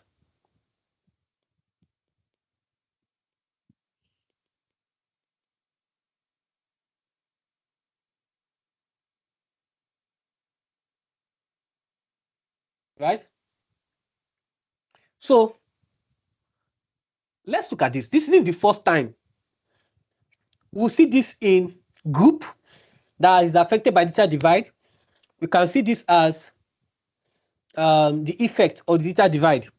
They said, explain why the young adult may use modern technology to a greater extent than his grandfather. Let's start with this first, because I've not touched on this. So I'm going to do that. What is digital divide? Get your note, get your note, get your note. Digital divide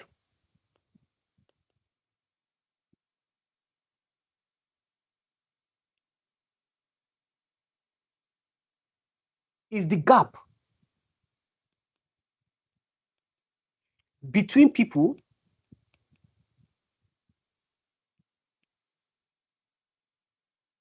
who have access to and use modern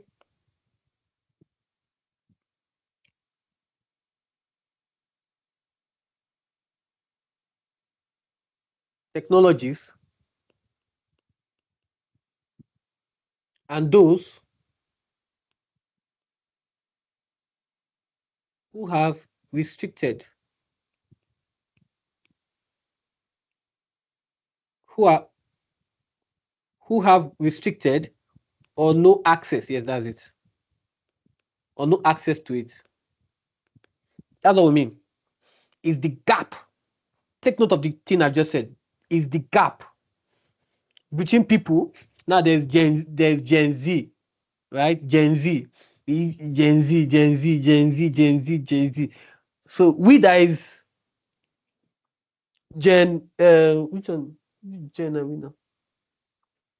This is a Gen Z word. Really? Gen Z word, Abi? Because we cannot use those things. I'm using it now. Right? Okay. So it's the gap between people who have access to modern technology, those who have access to use modern technology, and those who are restricted or have no access to it. So digital divide. See, let me start with this. I need to write. Let me go back. Let me use it to write. I need to teach you this thing.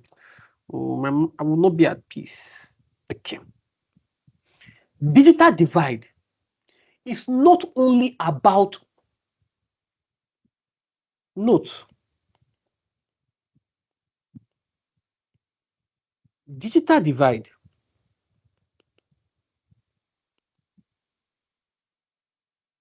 is not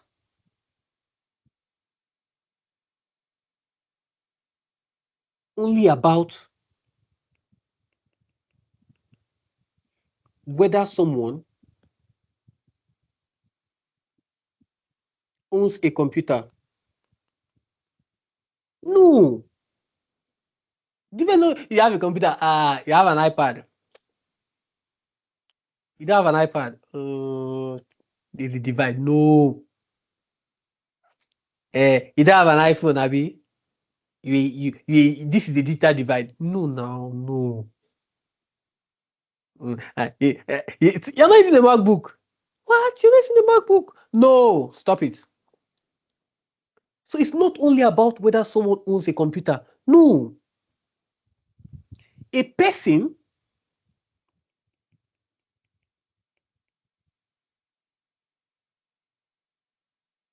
may have access. Remember what I said? It's a gap between those who have access to modern technology. I didn't say computer. Modern technology. Not computer. And those who are restricted or have no access. So a person may have access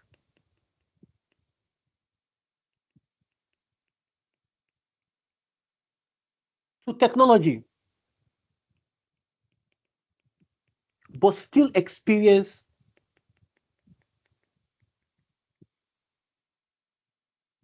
a digital divide.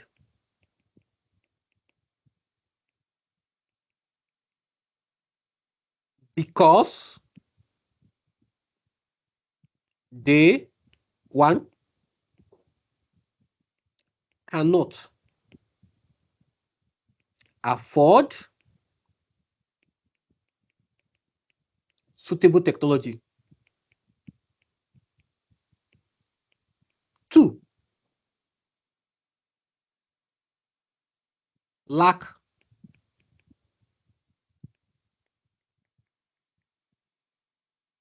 the necessary skill. Three, this is one. Three, lack awareness. I will tell you, most students are on digital divide here. We have students who are not aware that we are a registered online private tuition company. It's a Ajiro Tech Limited. We're a limited company.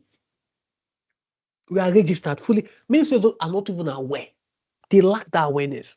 Even after everything we have done. We had a student in May, June 2026 who enrolled 2 days to the exam and told me, say, sir, I was shocked. You don't know it, you don't know these areas. Where have you been? He said, sir, I'm going to be very honest with you. I say, yes, be honest, because that's what I want to. Just be honest, because you're going to put me. I mean, I was the point of rejecting. The child has a lot to learn.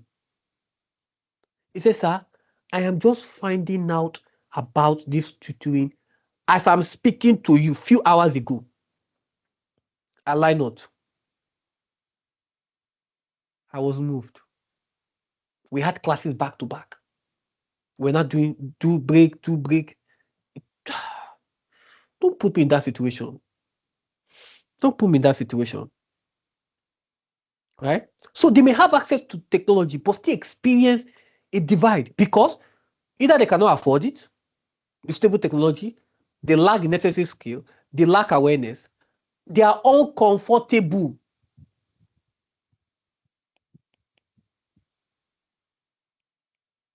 Are uncomfortable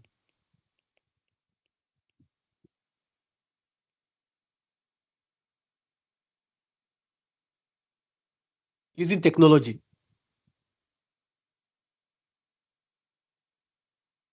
They have limited opportunities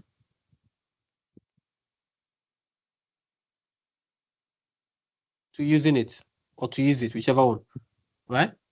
So I've done a video on this on digital divide. It's there in the YouTube channel. A comprehensive video. Some say will tell me that I'm just saying hearing about it. There's a comprehensive video on this thing. It's there for free.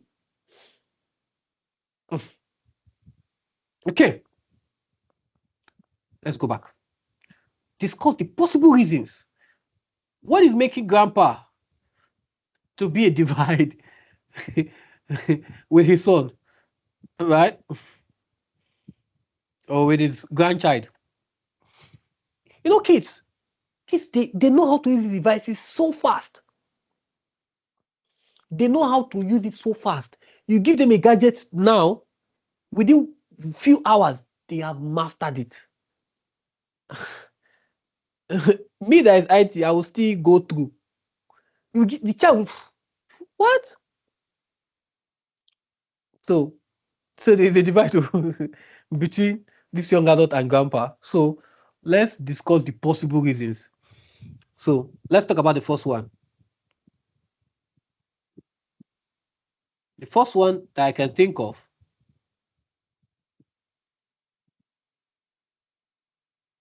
different level of exposure.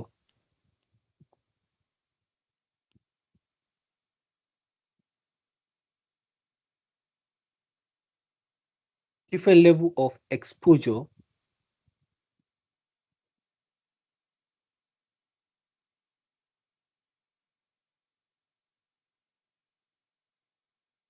and experience.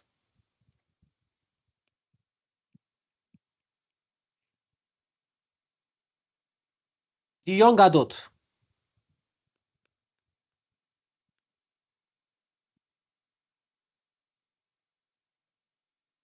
may have had much day-to-day experience using modern technology because they are in they are going with it, right? So there's different level of exposure and experience, right? Technology may involve education. So those technologies, examples of those technologies, might be education,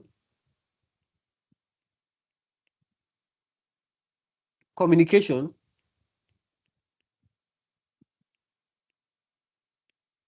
entertainment,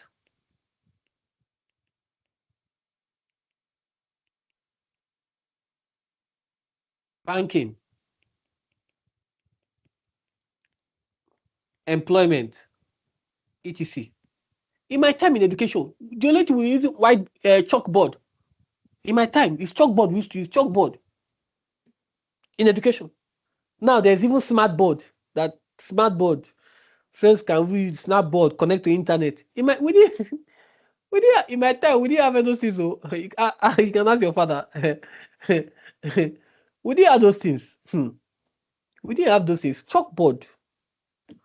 We go to library. Now you sit in your home, have access to library. You will enter bicycle, right? And then you go to libraries. Bicycle was a thing. Tricycles. Those were a thing. I miss the old time. Ah, I miss the old time. You enter boat. Now you cruise in yachts. I miss the old times. Right? I miss the old times. Student learn when there's bonfire. Those were good times. I miss those times. I miss those times. And most of you say, "Oh, Mr. Ajiro is that old." Don't say that. Oh, don't say that. Don't say that. Right? Right. So if the grandfather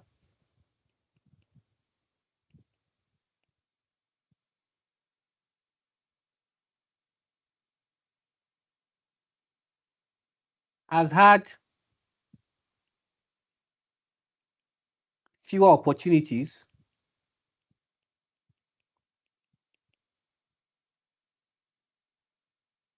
to use this technology. I mean, this grandfather may be in World War. When there was war, they didn't have all those things to phones were not all those things were not even, not even things to talk about.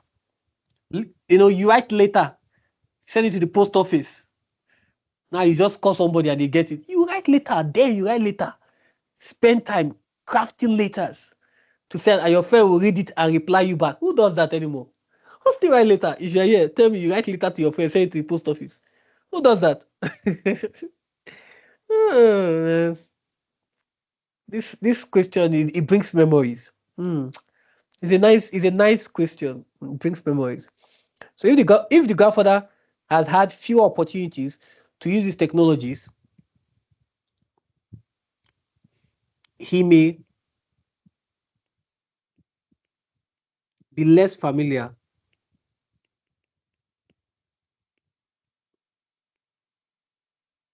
with them. The next one is what? Different levels of training.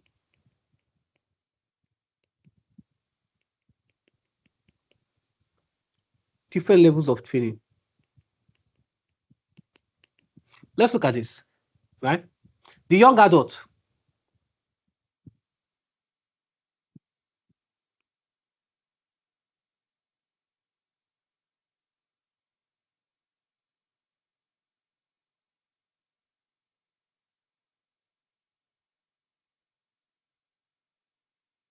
may have received IT training through school, college, or work.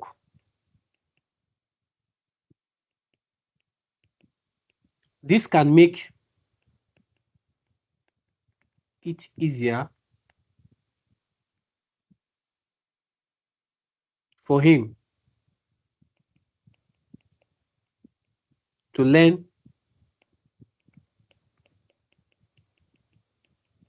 new applications and devices. So if the grandfather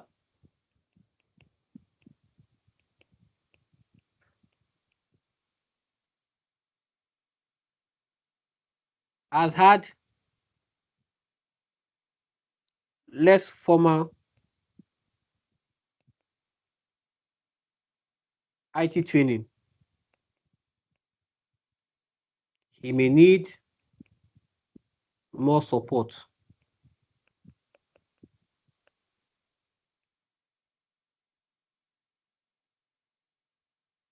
before feeling confident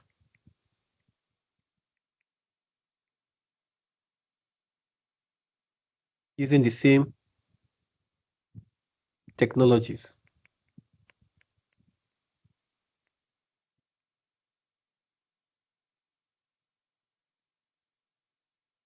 right?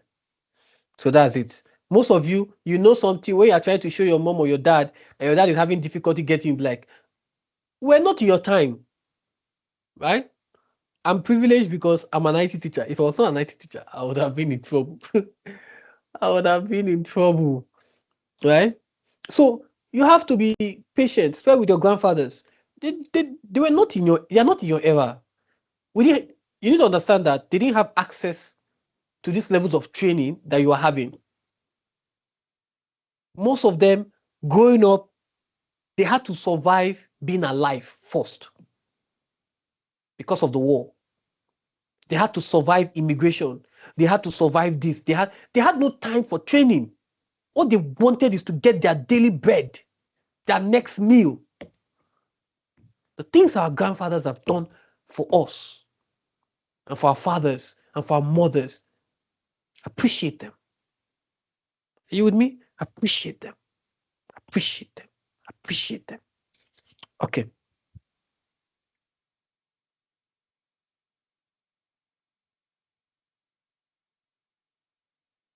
The next one,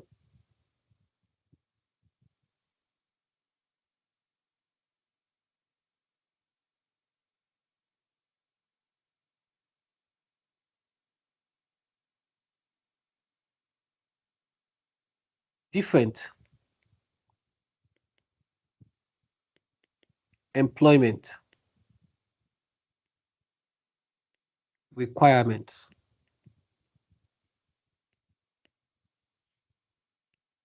So the young adult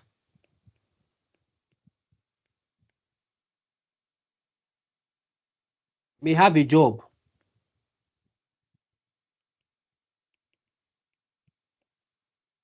that requires extensive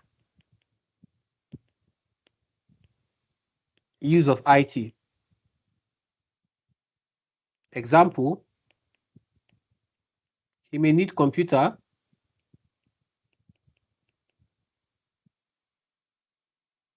online systems,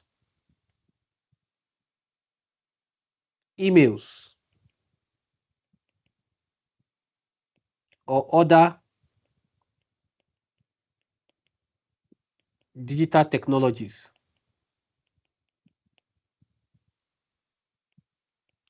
as part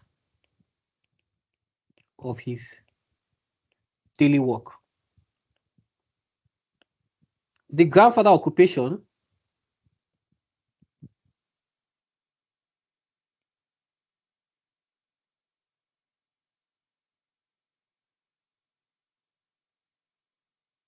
may have required much less IT. Therefore, their jobs can naturally produce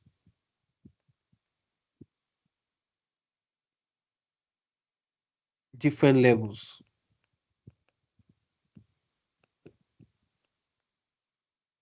of technological experience.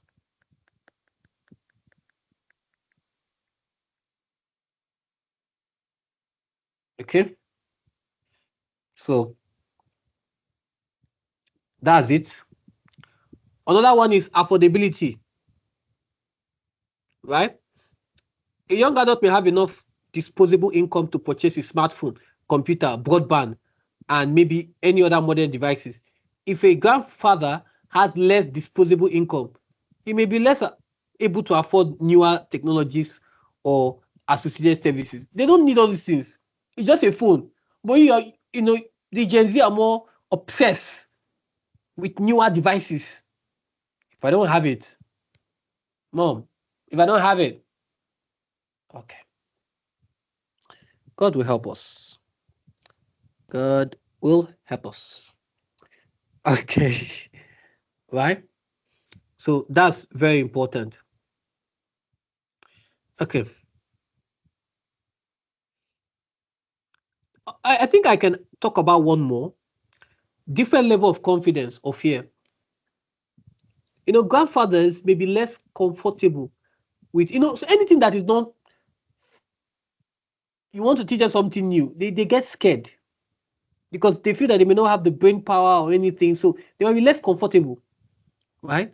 They might be concerned about, okay, if I make mistake, if I lose data, if I go into all those things. But young adults have greater confidence. A grandfather may be scared of fraud, but young adults have that greater confidence because he has more experience using technology,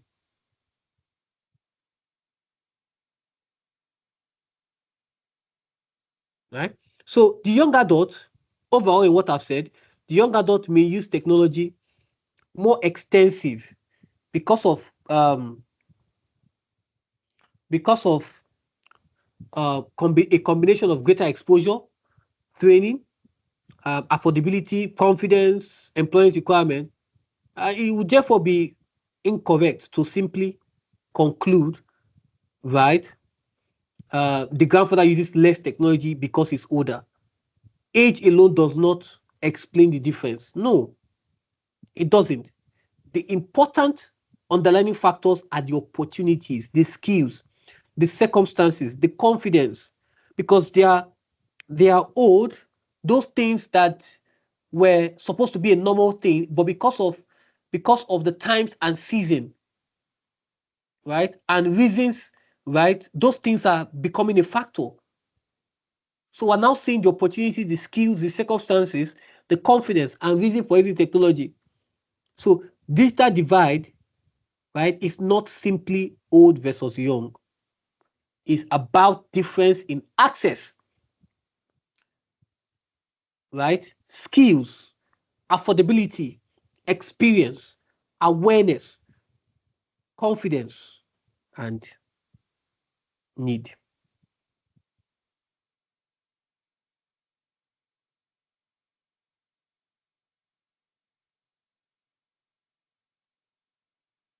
A teacher has created a spreadsheet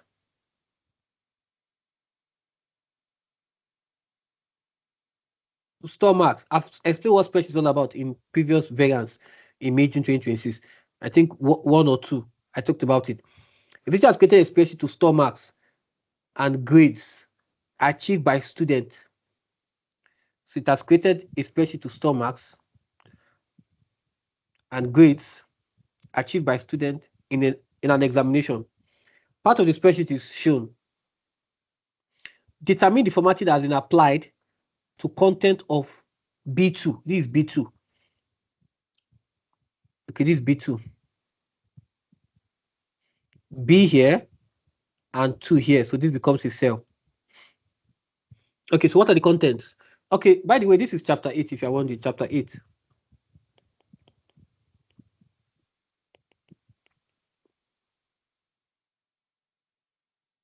Spreadsheet.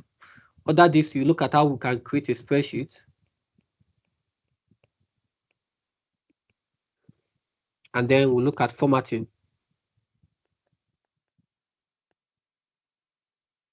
So tell me, what do you see in B2? What are the formatting that have been applied? Tell me. What do you notice? What do you notice? There are two things actually. There is only two. It's only two. It's only two that has been only two. Yes, that is visible. Tell me in the comment section. So we have bold. Yes, it has been aligned. So it has been aligned centrally and horizontally. So there is a centrally aligned.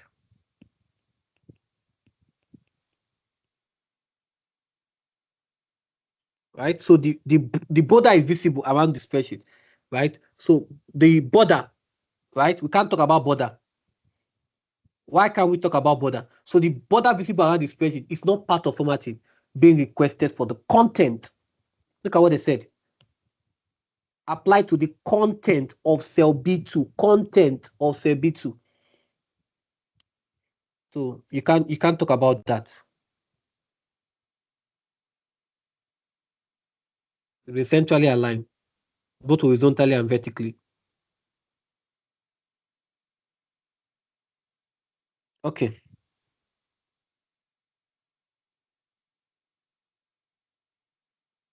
Teacher needs to test the spreadsheet.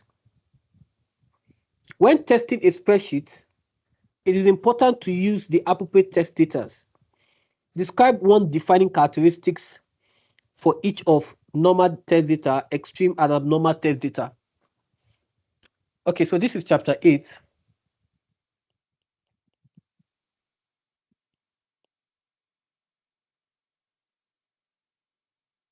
Spreadsheet. And under spreadsheet, we are looking at how do we test a spreadsheet.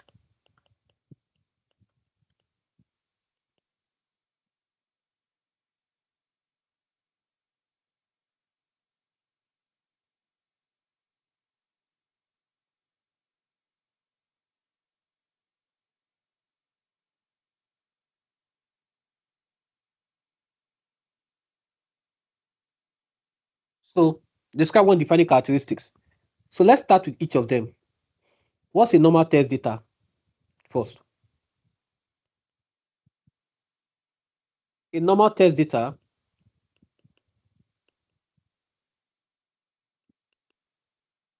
is a valid data that should produce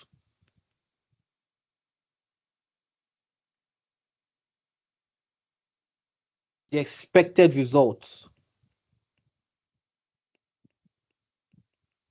and lies within the acceptable range.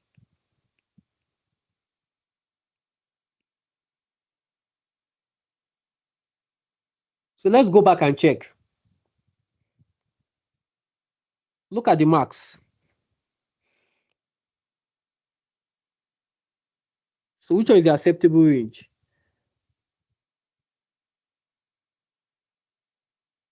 Okay. So obviously it's 0 to, so that's 47.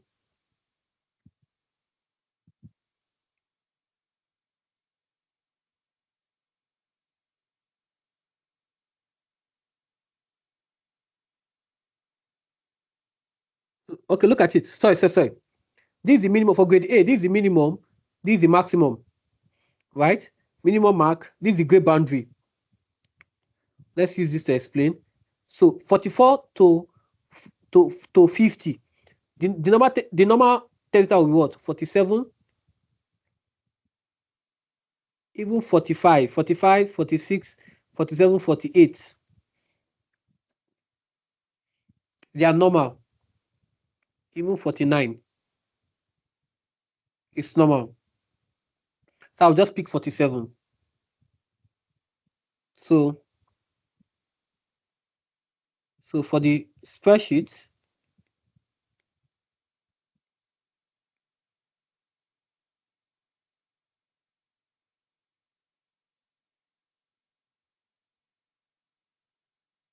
a mark such as 47 or anyone you want to pick, anyone, 46, 48, you want, is normal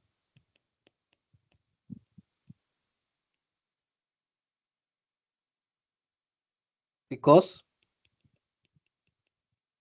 it is valid. It is what? A valid mark within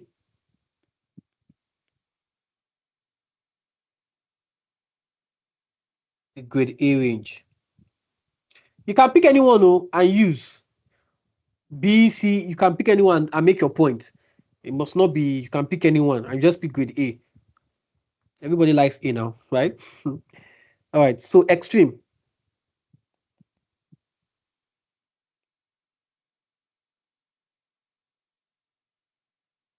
is valid, is a valid data at the boundary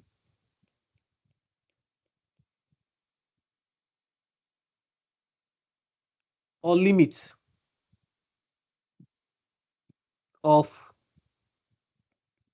the acceptable range. Okay. So for the grade A,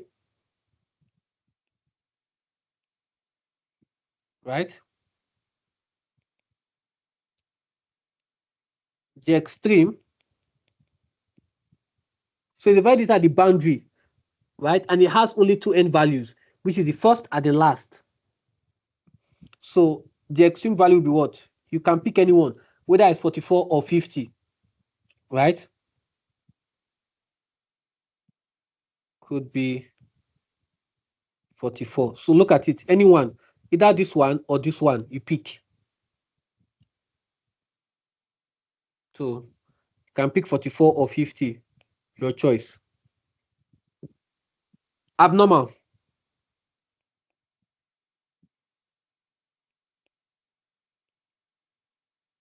Abnormal test data is the data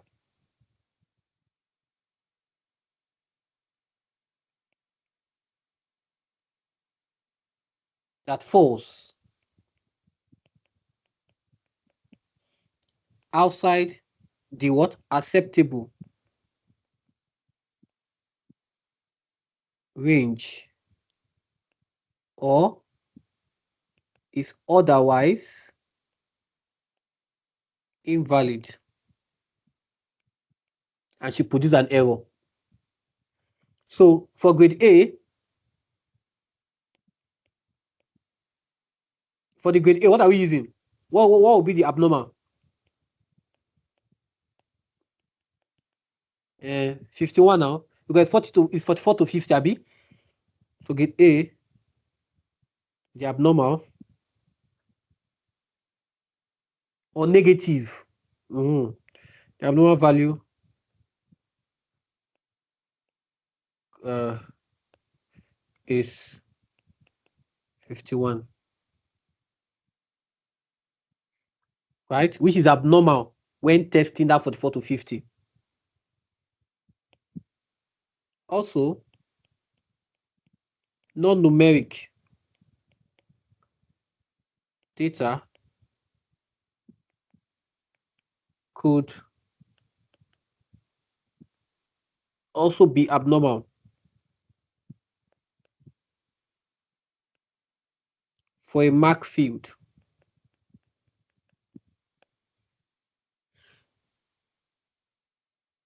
So normal is what? Valid inside the range. Extreme is valid at the boundary.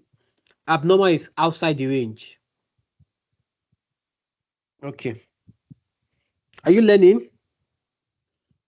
Are you sure you are learning? Let me know in the comment section if you are learning. Okay. All right.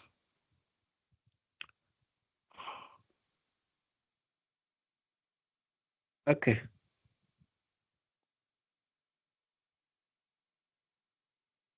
Complete the table below to identify 3 items of test data that could be used to test the mark range for grade A. Oh, we just said it now. So let's put it here. Normal is what? Let's go with that one, Abby. 47. Extreme is what? 44. Abnormal is what? 51. So you can put your own. So we're using grade A to test. Okay.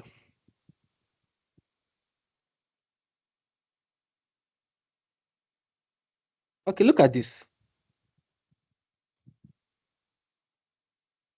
The teacher uses the following formulas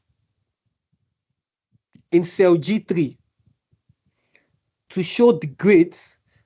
This is chapter 8, if you are wondering. I don't think I have to write it now. It's okay, it's chapter 8.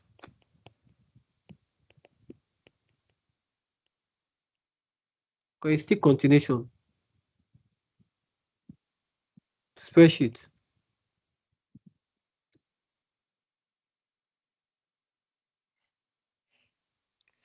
Uses the following formula in cell G3 Okay, this is G3. To achieve, to show the grade achieved by Carl, if F3, okay, is greater than C3,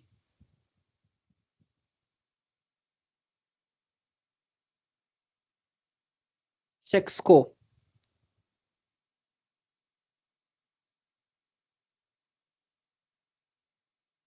Okay, otherwise,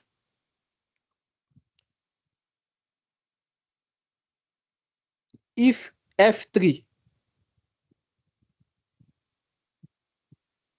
is greater than,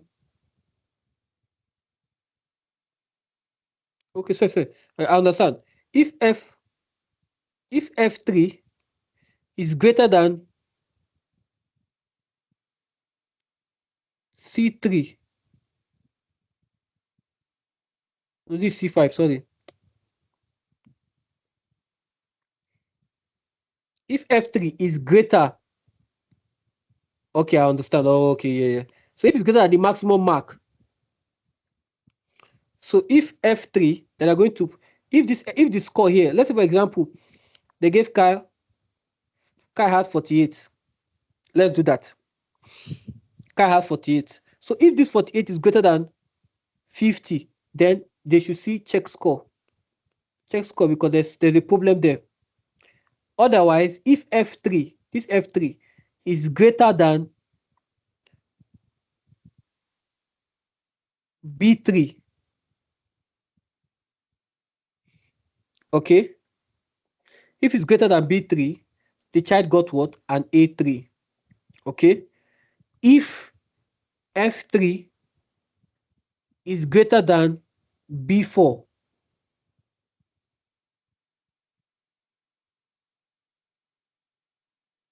oh, sorry. What am I saying? I'm so sorry. So I say if F3 is greater than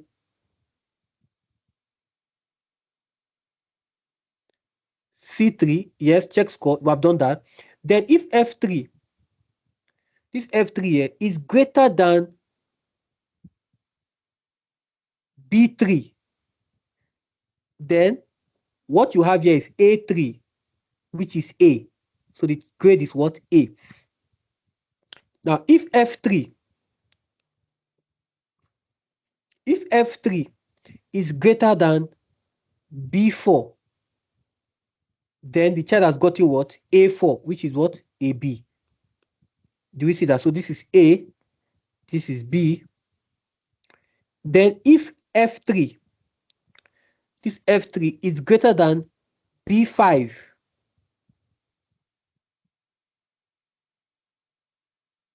okay?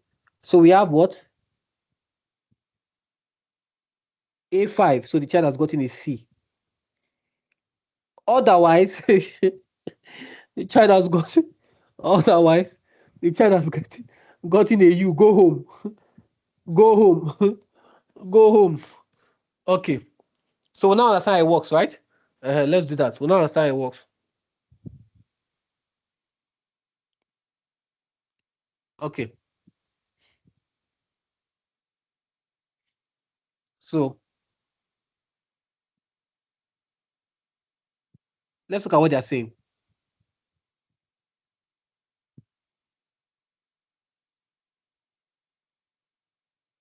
The formula has been tested and found not to work as intended.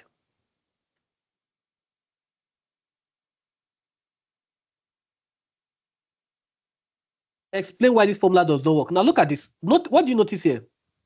They said greater than B3. No problem. But what if the child has 44? Think about it. The child will not have an A. Will not have an A. Because 44 is not the same thing as 44 is 44 greater than 44 is false.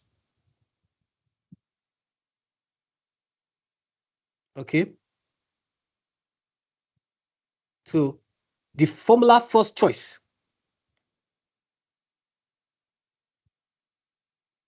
we check what? FC greater than what? C3. So C3 represents the maximum of what? 50. Look at it. So 44 is still not greater than 50. So it's false. So it's going to move to B3, which is the child does not have the grade A. The child does not have grade A. So it's going to move to what? Because 45 is not the same, so it's false. It's going to move to the next one. Is 44 greater than 40? Yes. So the child is going to have what? A B, which is wrong. Because from 44 is an A, which is incorrect. And the same thing happens to other minimum boundary as well. Test for 40 and check. 40, look at this one here. Is 40 greater than 40? No. The child is going to have a C. So there's error. There's error already. Are we learning? Are you seeing that? If you test this again for C, if you child has a 36, 36 is not greater than 36. Child is going to have a U.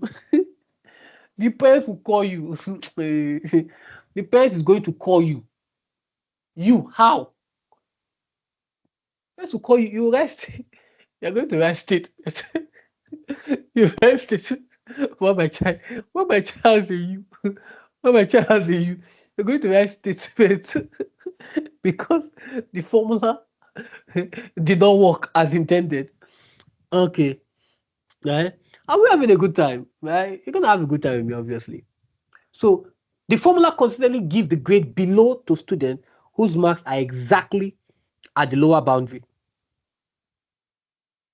Can we see that? Now look at this. They said, explain why this formula does not work as intended. That's just what I said. So let's put those things I've said. That's exactly what I've just said. Now look at this.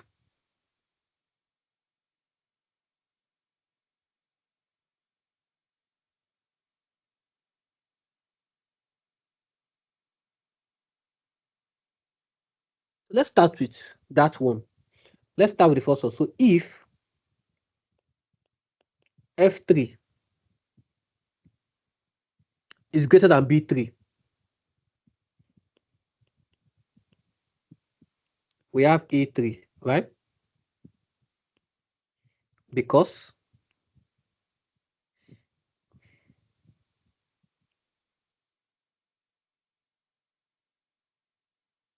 B3 is equals to 44. This is it here. Yeah.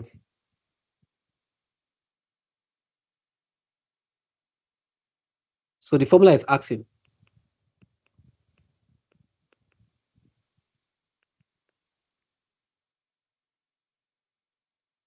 is F3 greater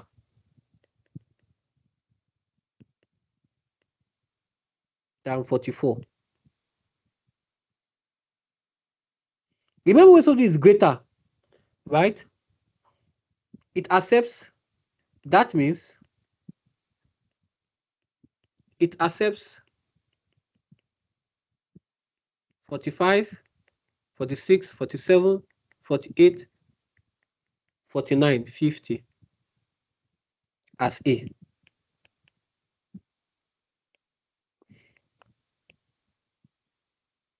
But it does not accept 44 because 44 is not greater than what? 44. So it's false.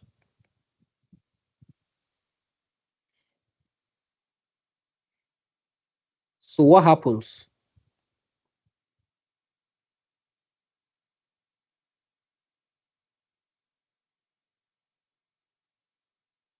It's false.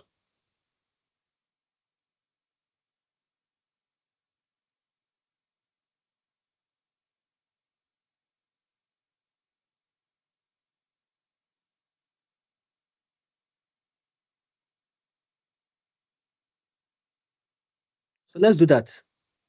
So what happens if the student's grade is 44? Right? Now let's use that to now answer. I've given a point already.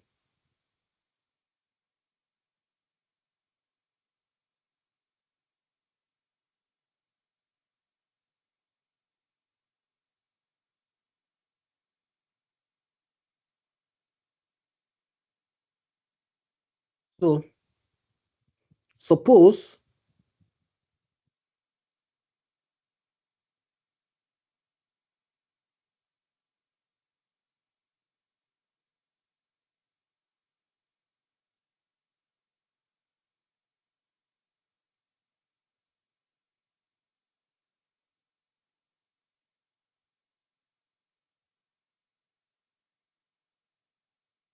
right? Suppose the student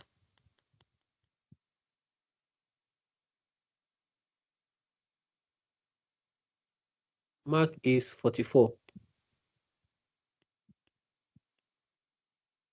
The formula first checks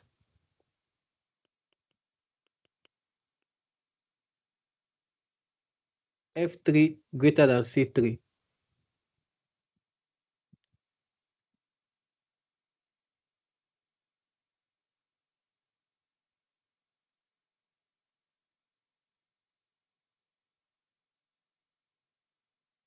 Since C3, right?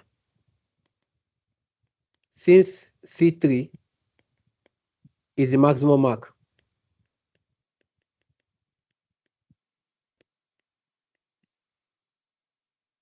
of 50. So 44 greater than 50 is false. So it moves to F3 greater than B3. So that means 44 greater than 44 is also false. So it does not award grade A. It continues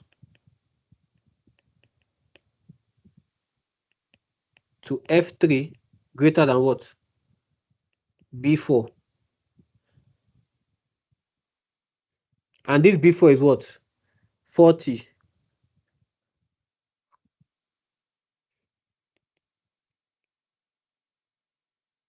So therefore, 44 is greater than 40, which is 2.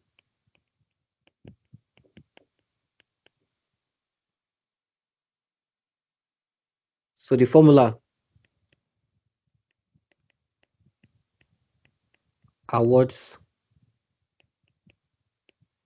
grade B, which is incorrect. So now you can see that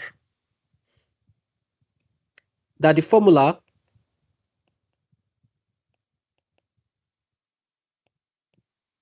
will not produce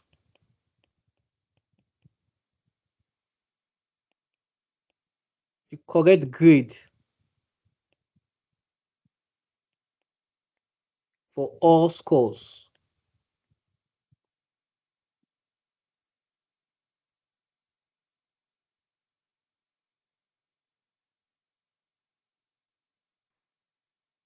We can see that the formula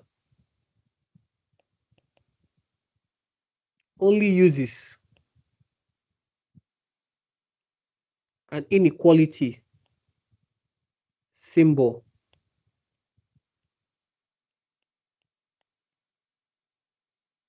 and should have used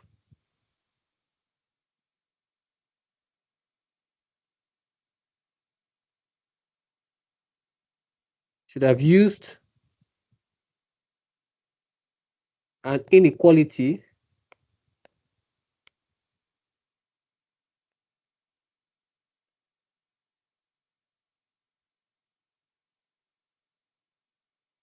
and and sorry and equal sorry equal and equal sign together.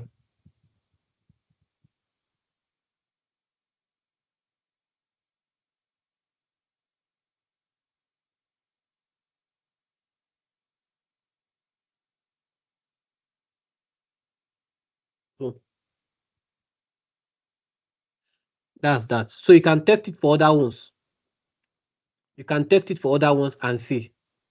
Right? So you explain the formula and then give your right.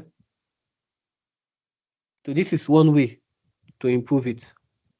And I've given how the formula works. Right together. So you can test it for other ones.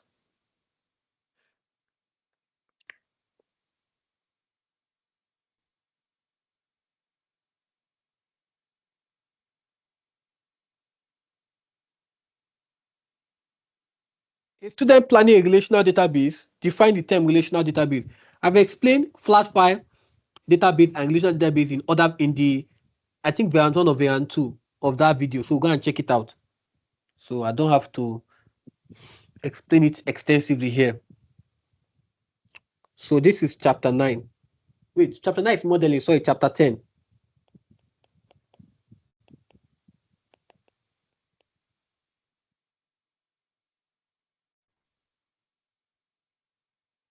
Database and file concept.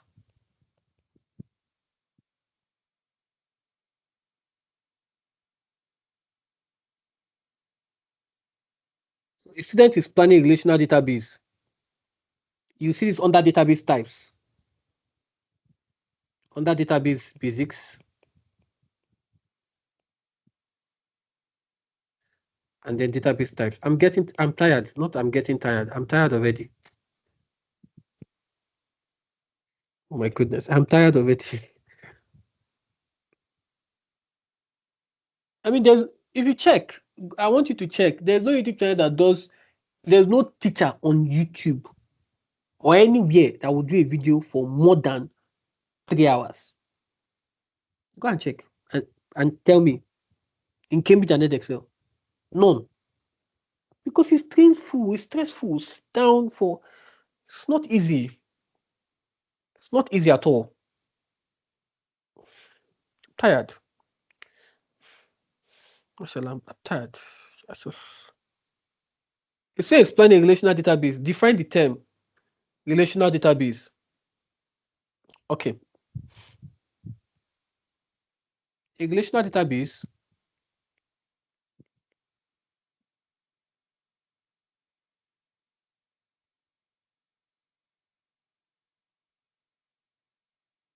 is a database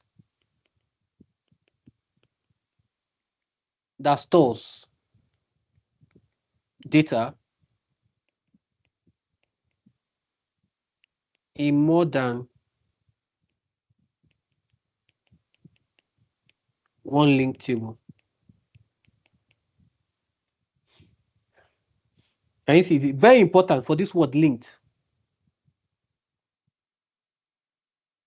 right? Tables are not simply separate collections of data. They are connected so that related records can associate. And this linked is the function of what? Of your key, right?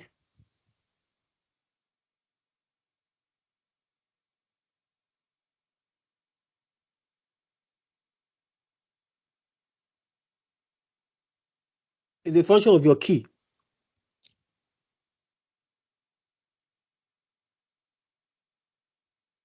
So they store data what? In more than what? Linked table.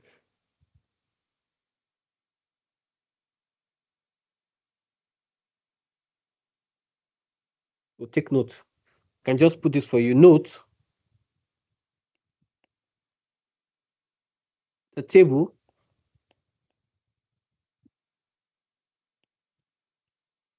and not simply separate, not simply separate collection of data.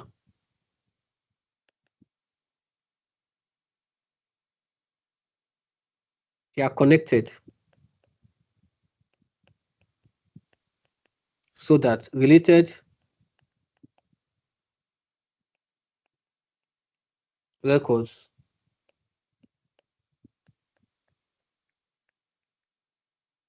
can be associated. Okay, let's move on.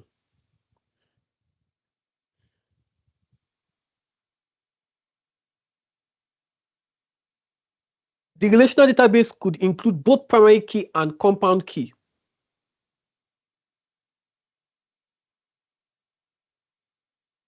Could include both primary keys and compound key.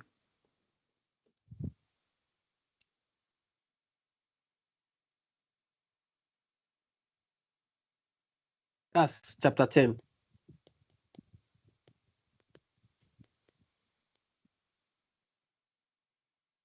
Database and what?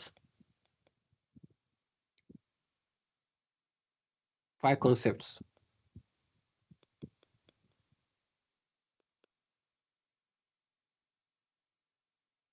We'll look at it in database basics.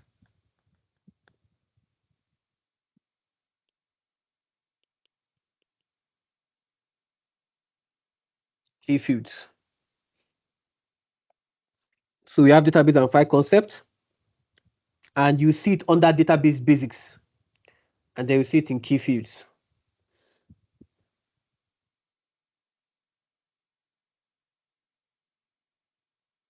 Relational database could include both primary keys and compound keys. Now we have to describe the characteristics.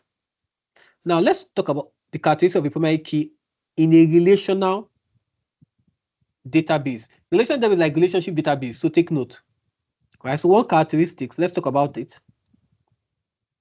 The one characteristics is that it is unique. How? Right? A primary key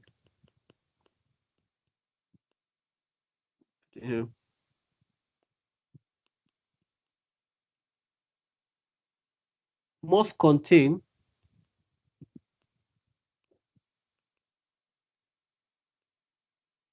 unique data. So no two records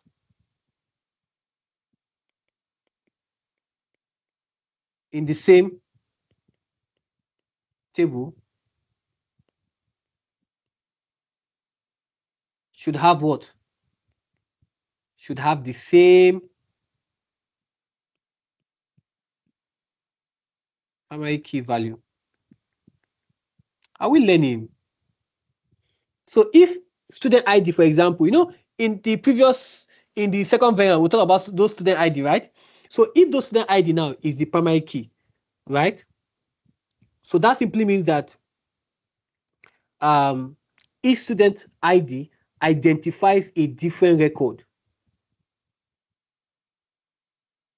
right? So if we have student ID 10 means for Aisha, and then 12, or let's say 001 for Aisha, and then 002 for Amina, and then 003 for Ahmed, right? So each student ID identifies a different record, right? Let's talk about the next characteristics. Cannot be null. Null simply means blank or empty. That's what null means. Null means blank or empty.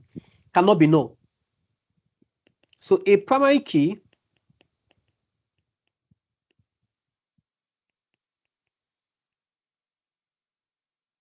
must contain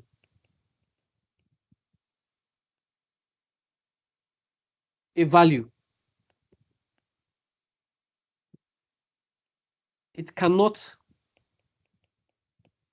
be left blank because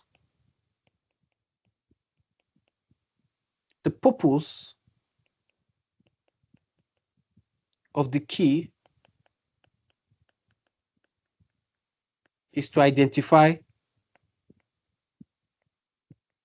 a particular record.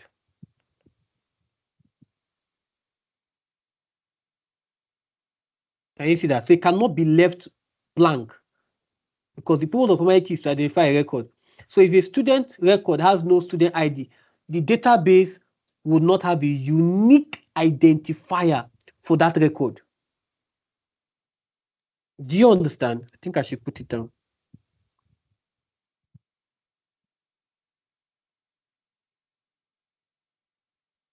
So if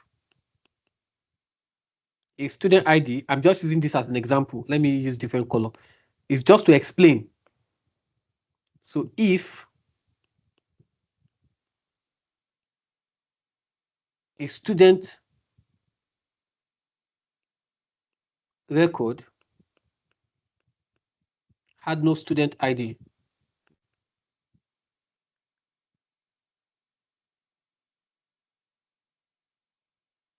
the database will not have a valid unique identifier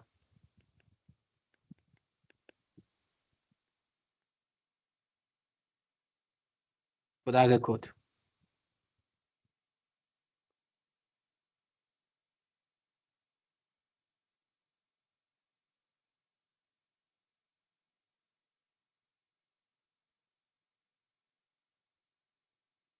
Right? Because we know that a primary key can be a single field. That's primary key. A primary key can be a single field, but a compound key, what can be a compound key can be constructed for more than one field.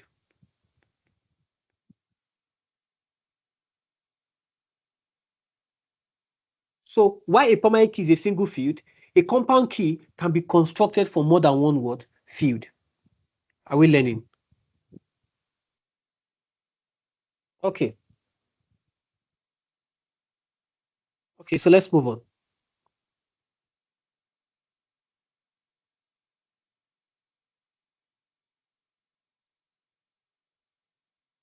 Describe the role of a primary key in a relational database.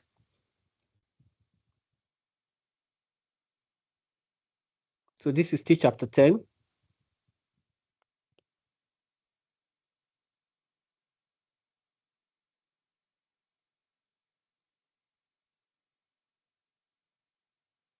Database and file concepts.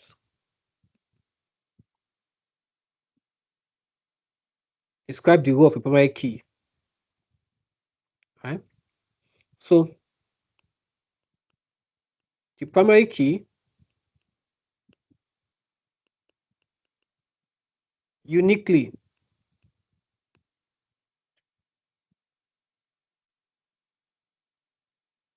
identifies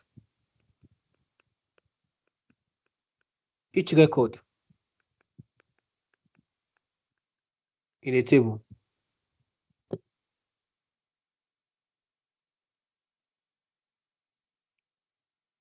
It can also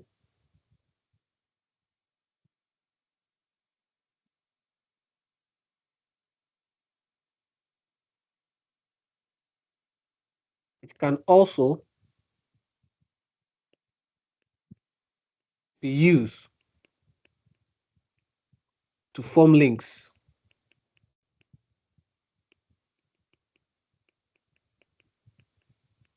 between tables. So for example, student ID. The student ID is 1025. It identifies one particular student.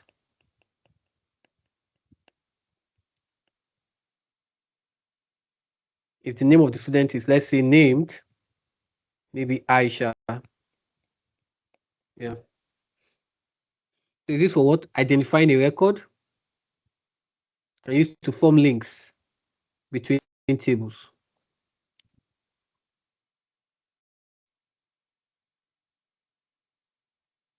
Describe how a compound key differs from a primary key. So we're still on chapter 10.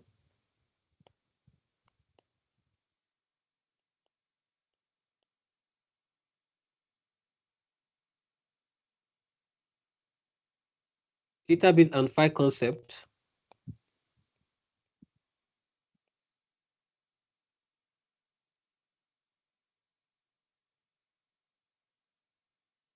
So what's a compound key?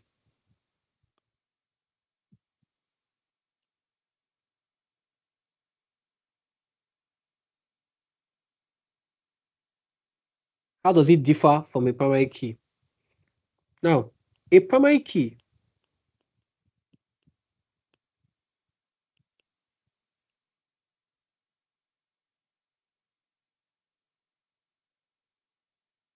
for an individual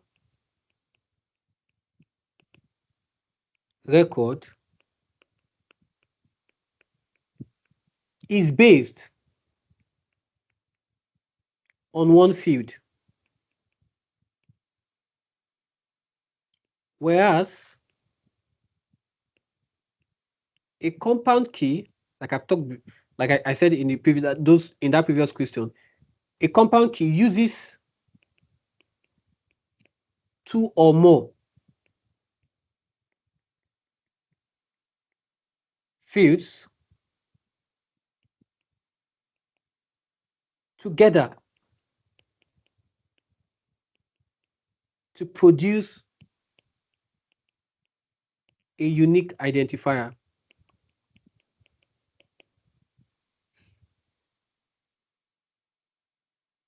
So let me give you an example. Example will be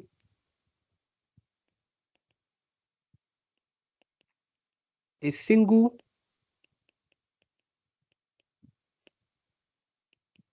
primary key might be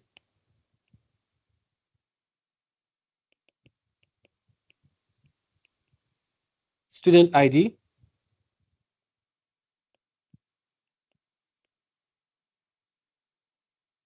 a compound key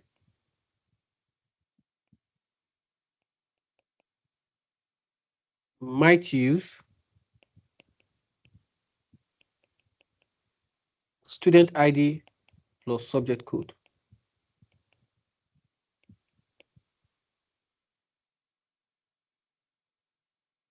Do you see that? So the combination of the two values must be unique.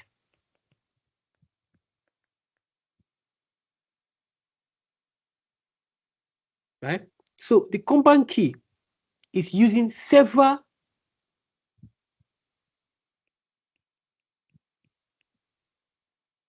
the compound key is created using several foreign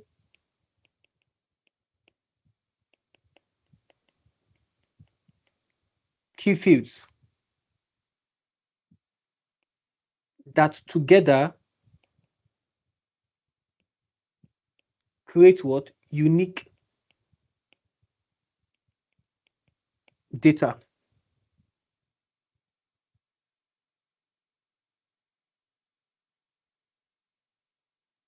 Can you see that? Okay.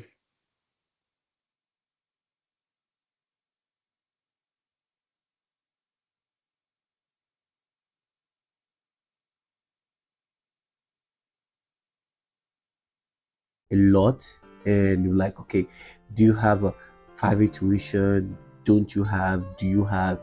And yes, Ajiro Tech do have a private tuition. So by my right, you can see that we have for the EdExcel and Cambridge IGCSE, and yes, we do have for all subjects. Okay, all subjects.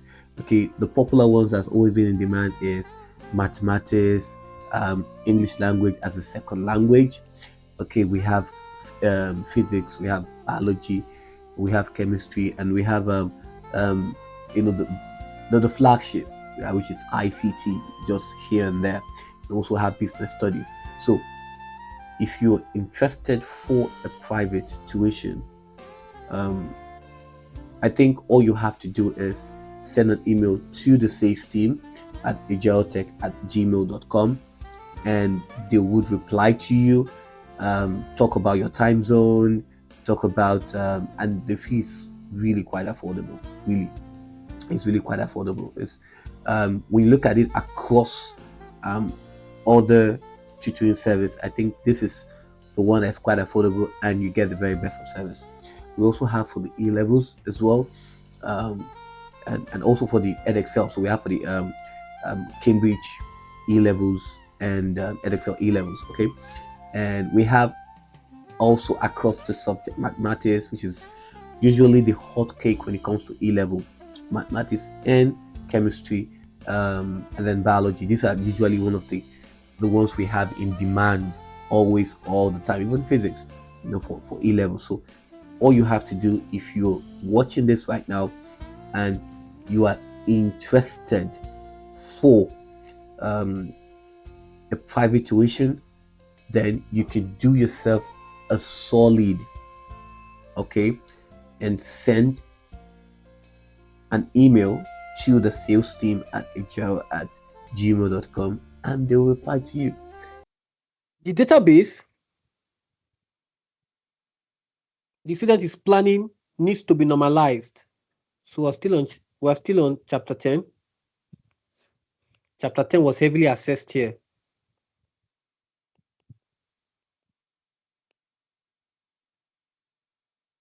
Database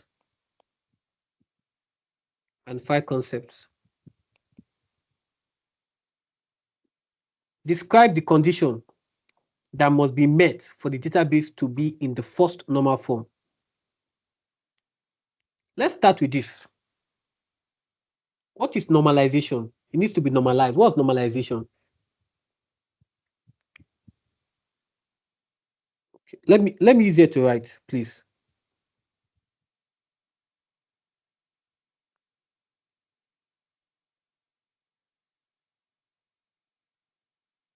This is for question 9B, 9D explanation.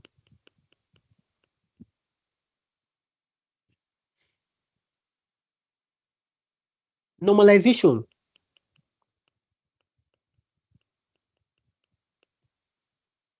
is the process of organizing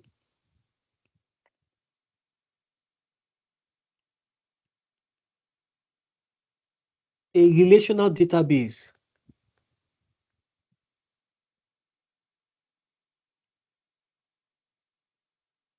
to reduce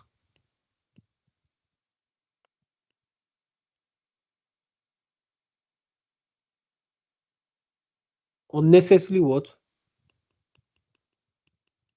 Duplication, and improve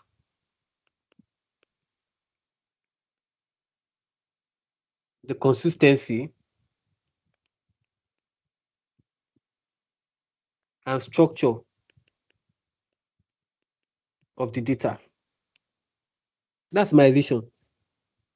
Normalization is the process of organizing a relational database to reduce unnecessary duplication, and you are improving what? Consistency and structure of the data.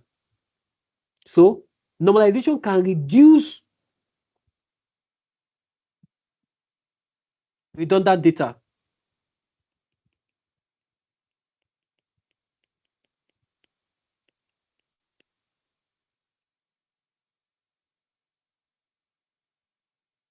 redundant data, and inconsistency data. Why making changes to related records easier. Okay. So now go back to this. Say describe the condition that must be met for a database to be in normal form. What's that condition that needs to be met for a database to be in the first normal form? The first one is that data must be atomic.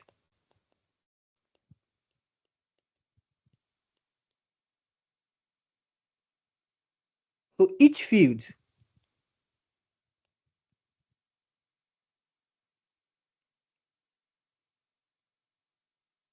must contain one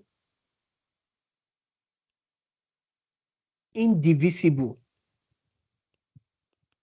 value. That is, it can no longer be broken down again.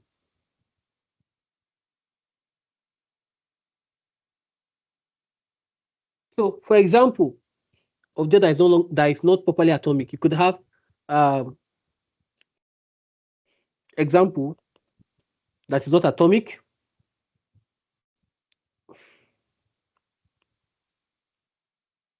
So, for example, this is not properly atomic. So you have my name, Ajiro. Let me put it here. So you have Ajiro, the United Kingdom, or you have Norwich, United Kingdom. It's not properly. It's not properly. So if several pieces of information are stored, right, in one field, then it's not atomic. That's what we are saying. That if several separate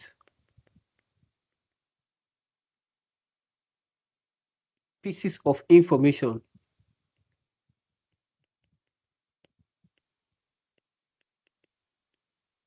are being stored in one field, then it's not atomic. So they should be separate into the appropriate field. So here you have this as name, city, country. The next one, there must be a primary key, right? So the table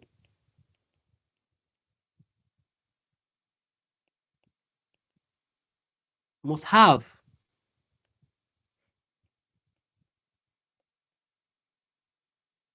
a primary key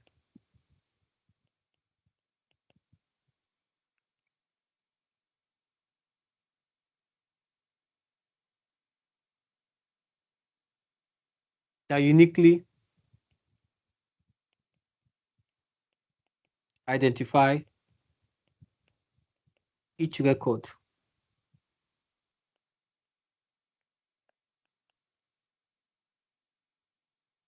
This allows each record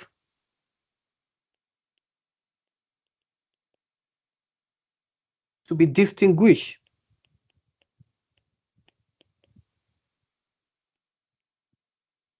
from every other record.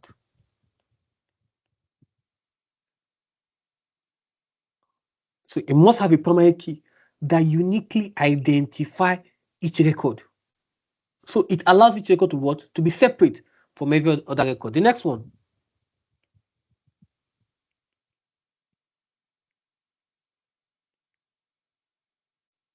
No duplicated what? Rows or columns. there should not be duplicates. Should not be duplicated rows or columns. So each record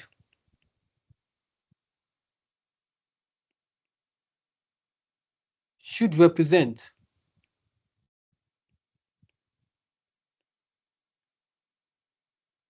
a distinct entity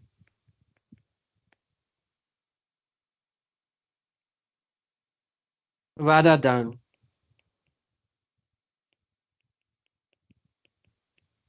repeatedly storing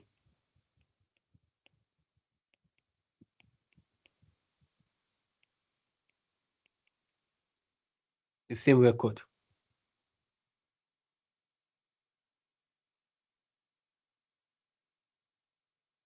Okay. Have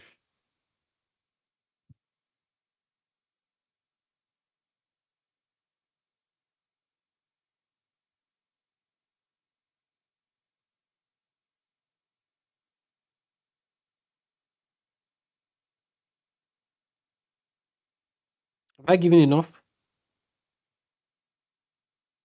Okay, let me add one more. Let me add one more. One value per field. So each field, I said describe. So each field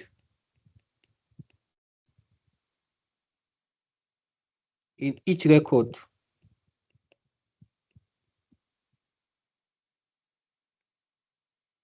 should contain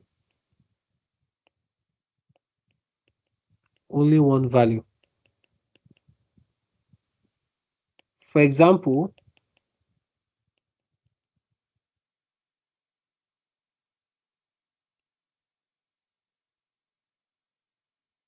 a field called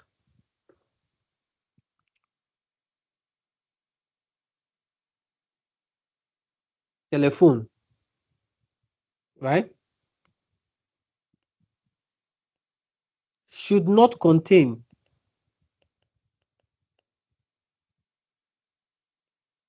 telephone numbers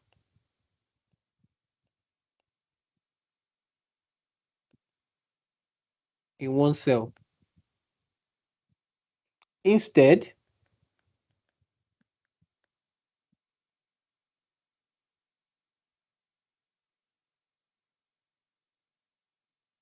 the database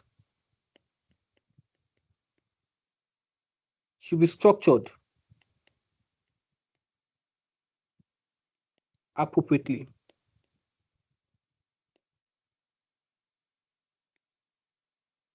so that each field contains one value.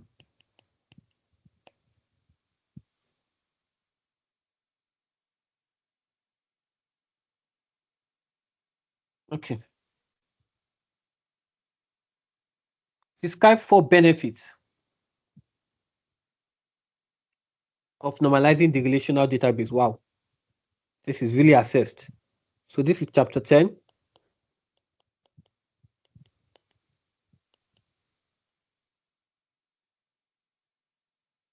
Database and file concept.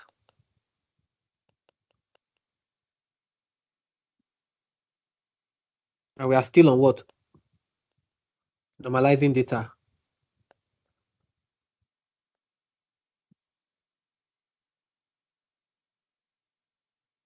Yes.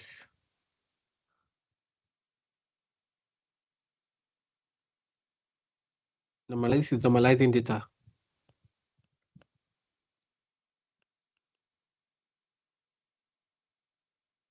Then we talked about first normal form. Here we're talking about the advantage and disadvantage. So what the benefits? So the first one, less data duplication.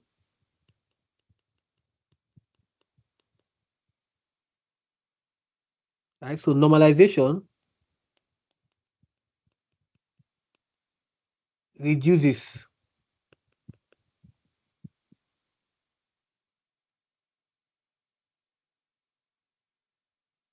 unnecessary what? Repeated data. For example, instead of storing the same customer address repeatedly in many records, the address can be stored once and related what? Through what? Keys. See that? Mm-hmm.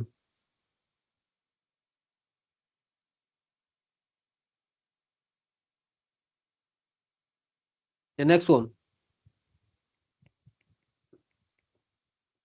fewer errors. Because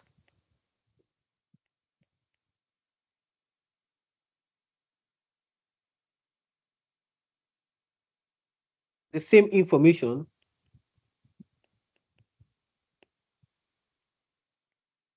is not repeated or repeatedly stored,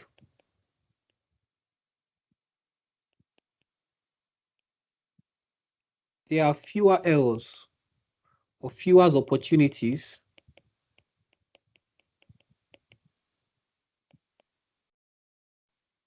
for different copies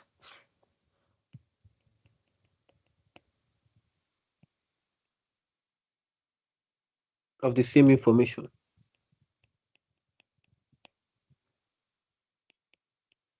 to become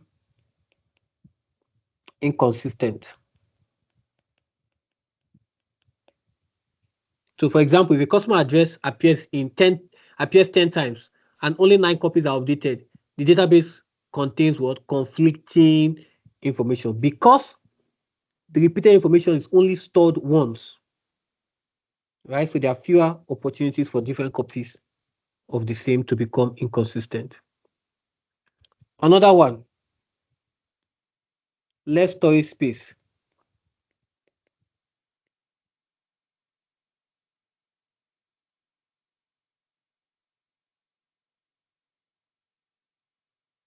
Removing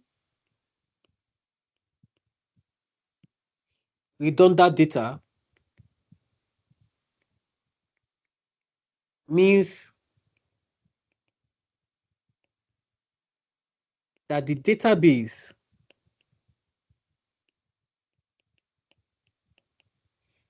does not need to store unnecessary what? Copies.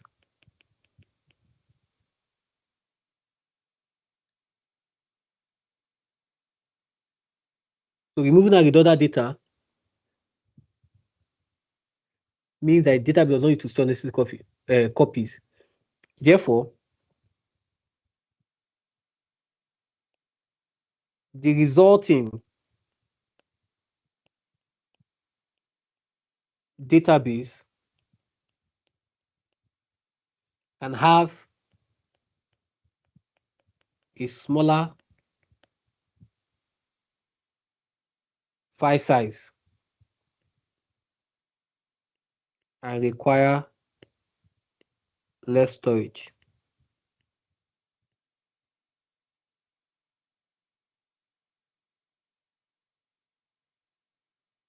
Okay? Easier and faster updates.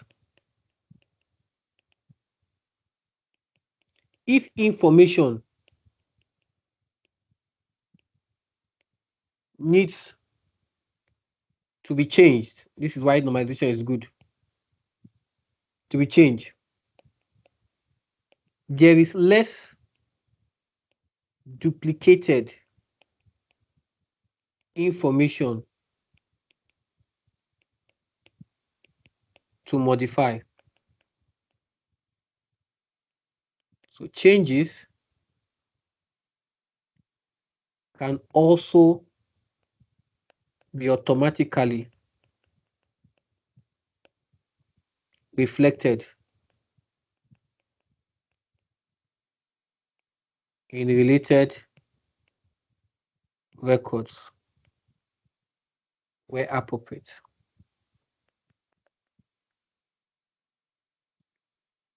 So this improves data consistency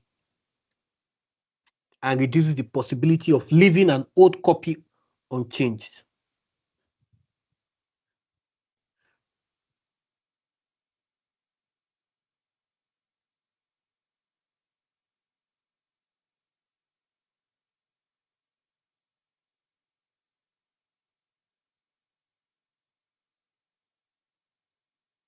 Let's look at this.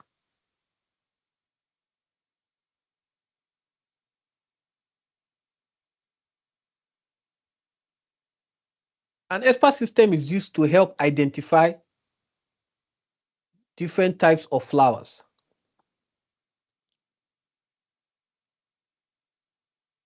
Describe the role of an inference engine in this system. So this is chapter 7.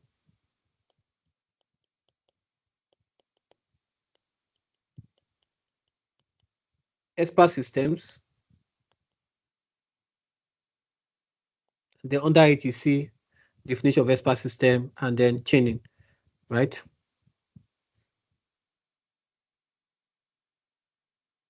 Now, when we talk about inference engine performs the reasoning of the expert system using the if then. I've explained that in previous videos, right?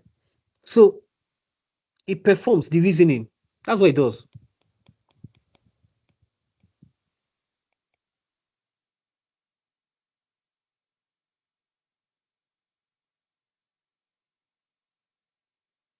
Of the expert system using things like if then rules. And it can also help to what? Interrogate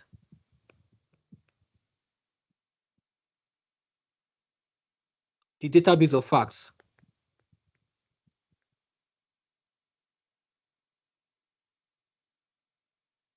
So that's what it does. So if the reasoning component, expert system is the reasoning component of the expert system. That's inference engine. So the inference engine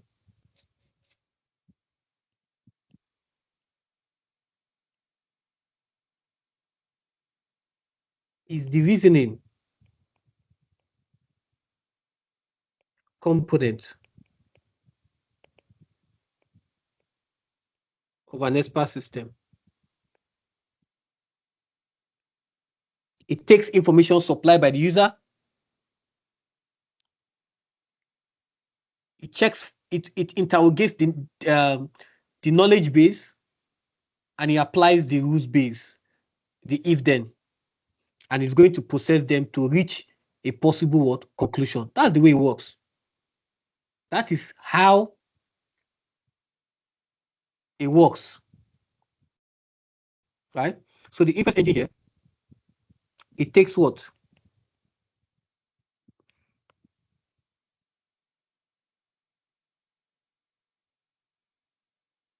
Takes information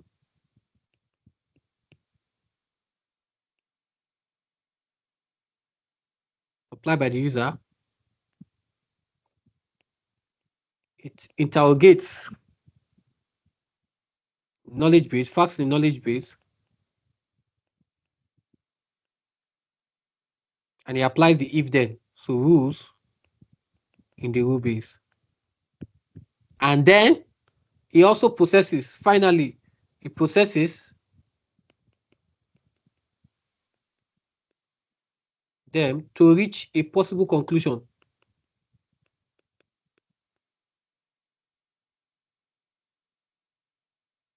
So how does it work in the flower identification system? The user supplies information such as the flower has 5 parts. The inference engine is going to interrogate or examine that information against the facts and rules stored in the knowledge base.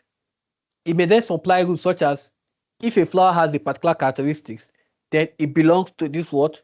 Particular what? Category. So the inference engine continues applying that rules and comparing this information until it narrows down the possible flower.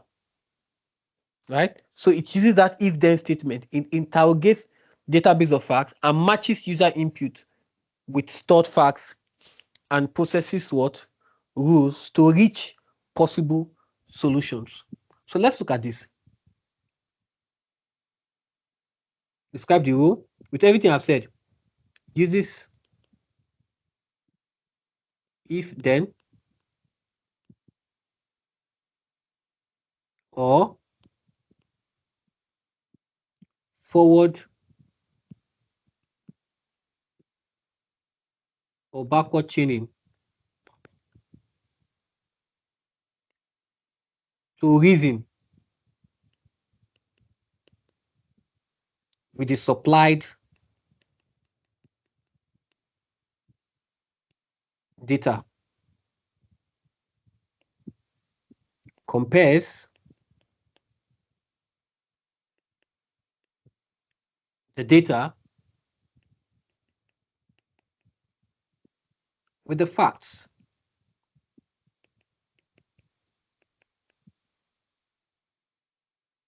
In the knowledge base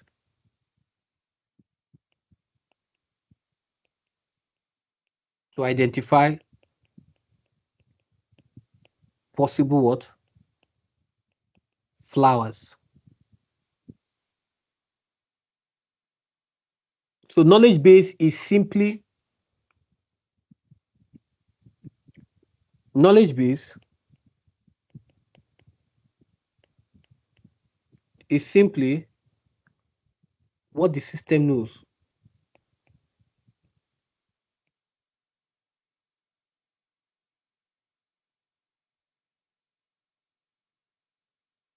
Inference engine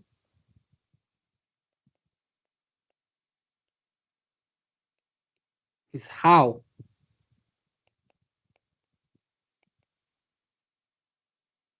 a system reasons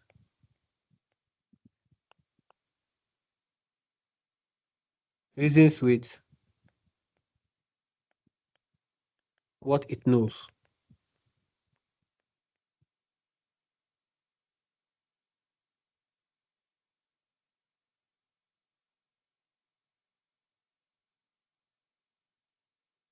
Describe the role of a knowledge base in this system. So this is what? Chapter 10. So sorry, we use chapter 7, expert system.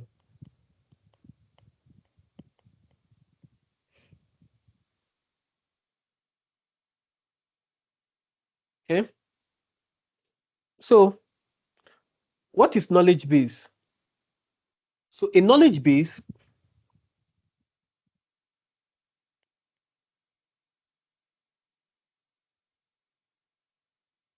stores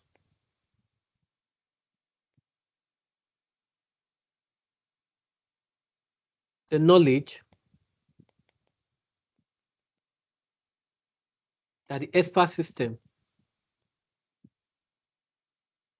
uses to solve problems.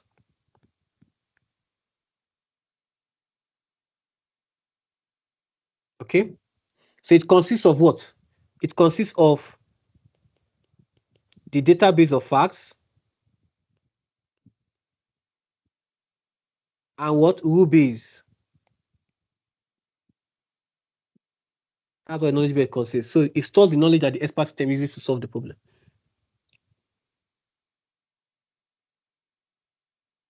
And this database of facts contains information known to the system. So for a flower identification system, facts would describe characteristics of flower. For example, the system could have facts about characteristics such as color, shapes. Okay, then the rule base. The rules describe how those facts can be used. Okay, so they are often represented using the if-then statement. So if a flower has this particular combination of characteristics, then it must be this type of particular what? Flower. So the effect engine uses these rules when reaching its conclusion. So they say describe the role of a knowledge base in this system. So it stores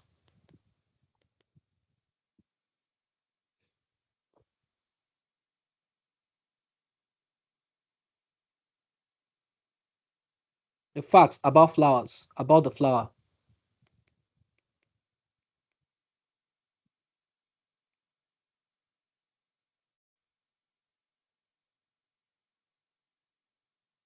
And it also stores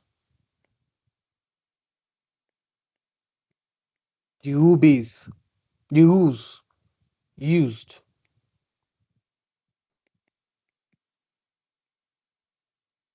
to identify what? Possible flowers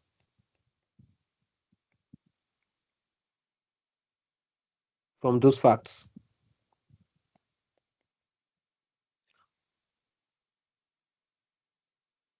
Because I said that the database of facts that it contains,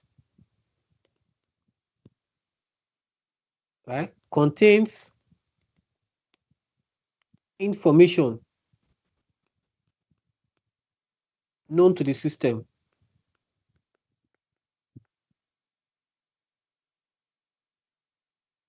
right? So for the facts on flowers, so for the flower identification system, like I said,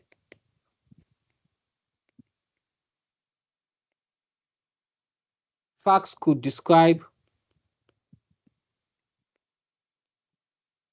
characteristics of flower,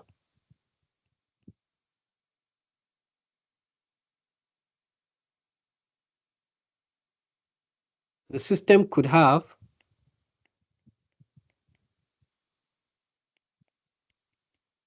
facts about those characteristics, such as color, shapes, and other identifying what features.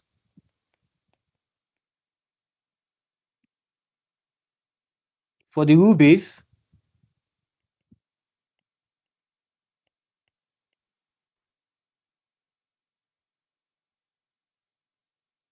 the rules describe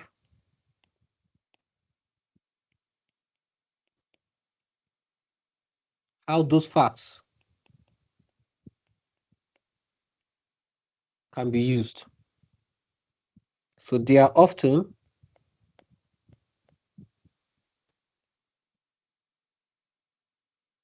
represented using if then, right? So for example,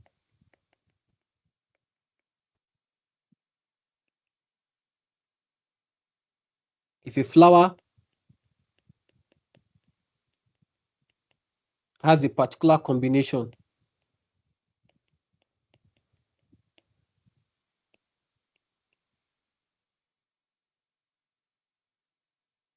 of characteristics, then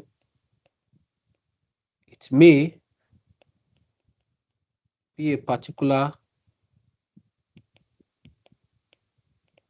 type of flower.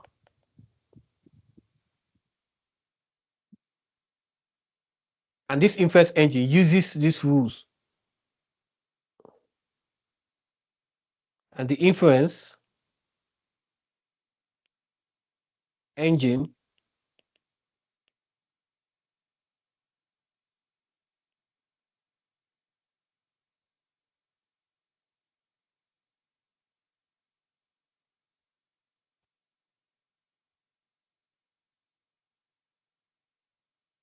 The inference engine,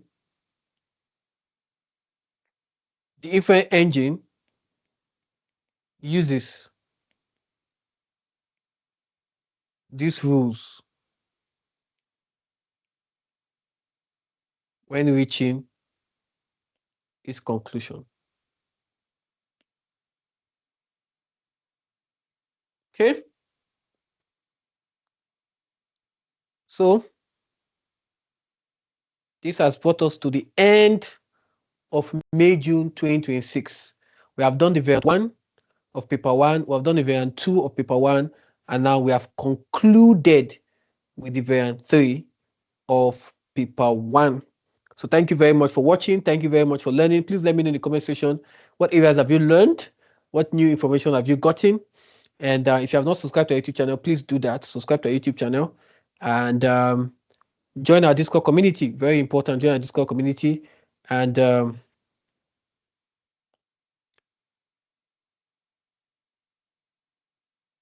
if you have not joined, you can use the QR code or this link to get to it. So thank you for watching, and I'll see you in our online private tuition IT class. Bye for now.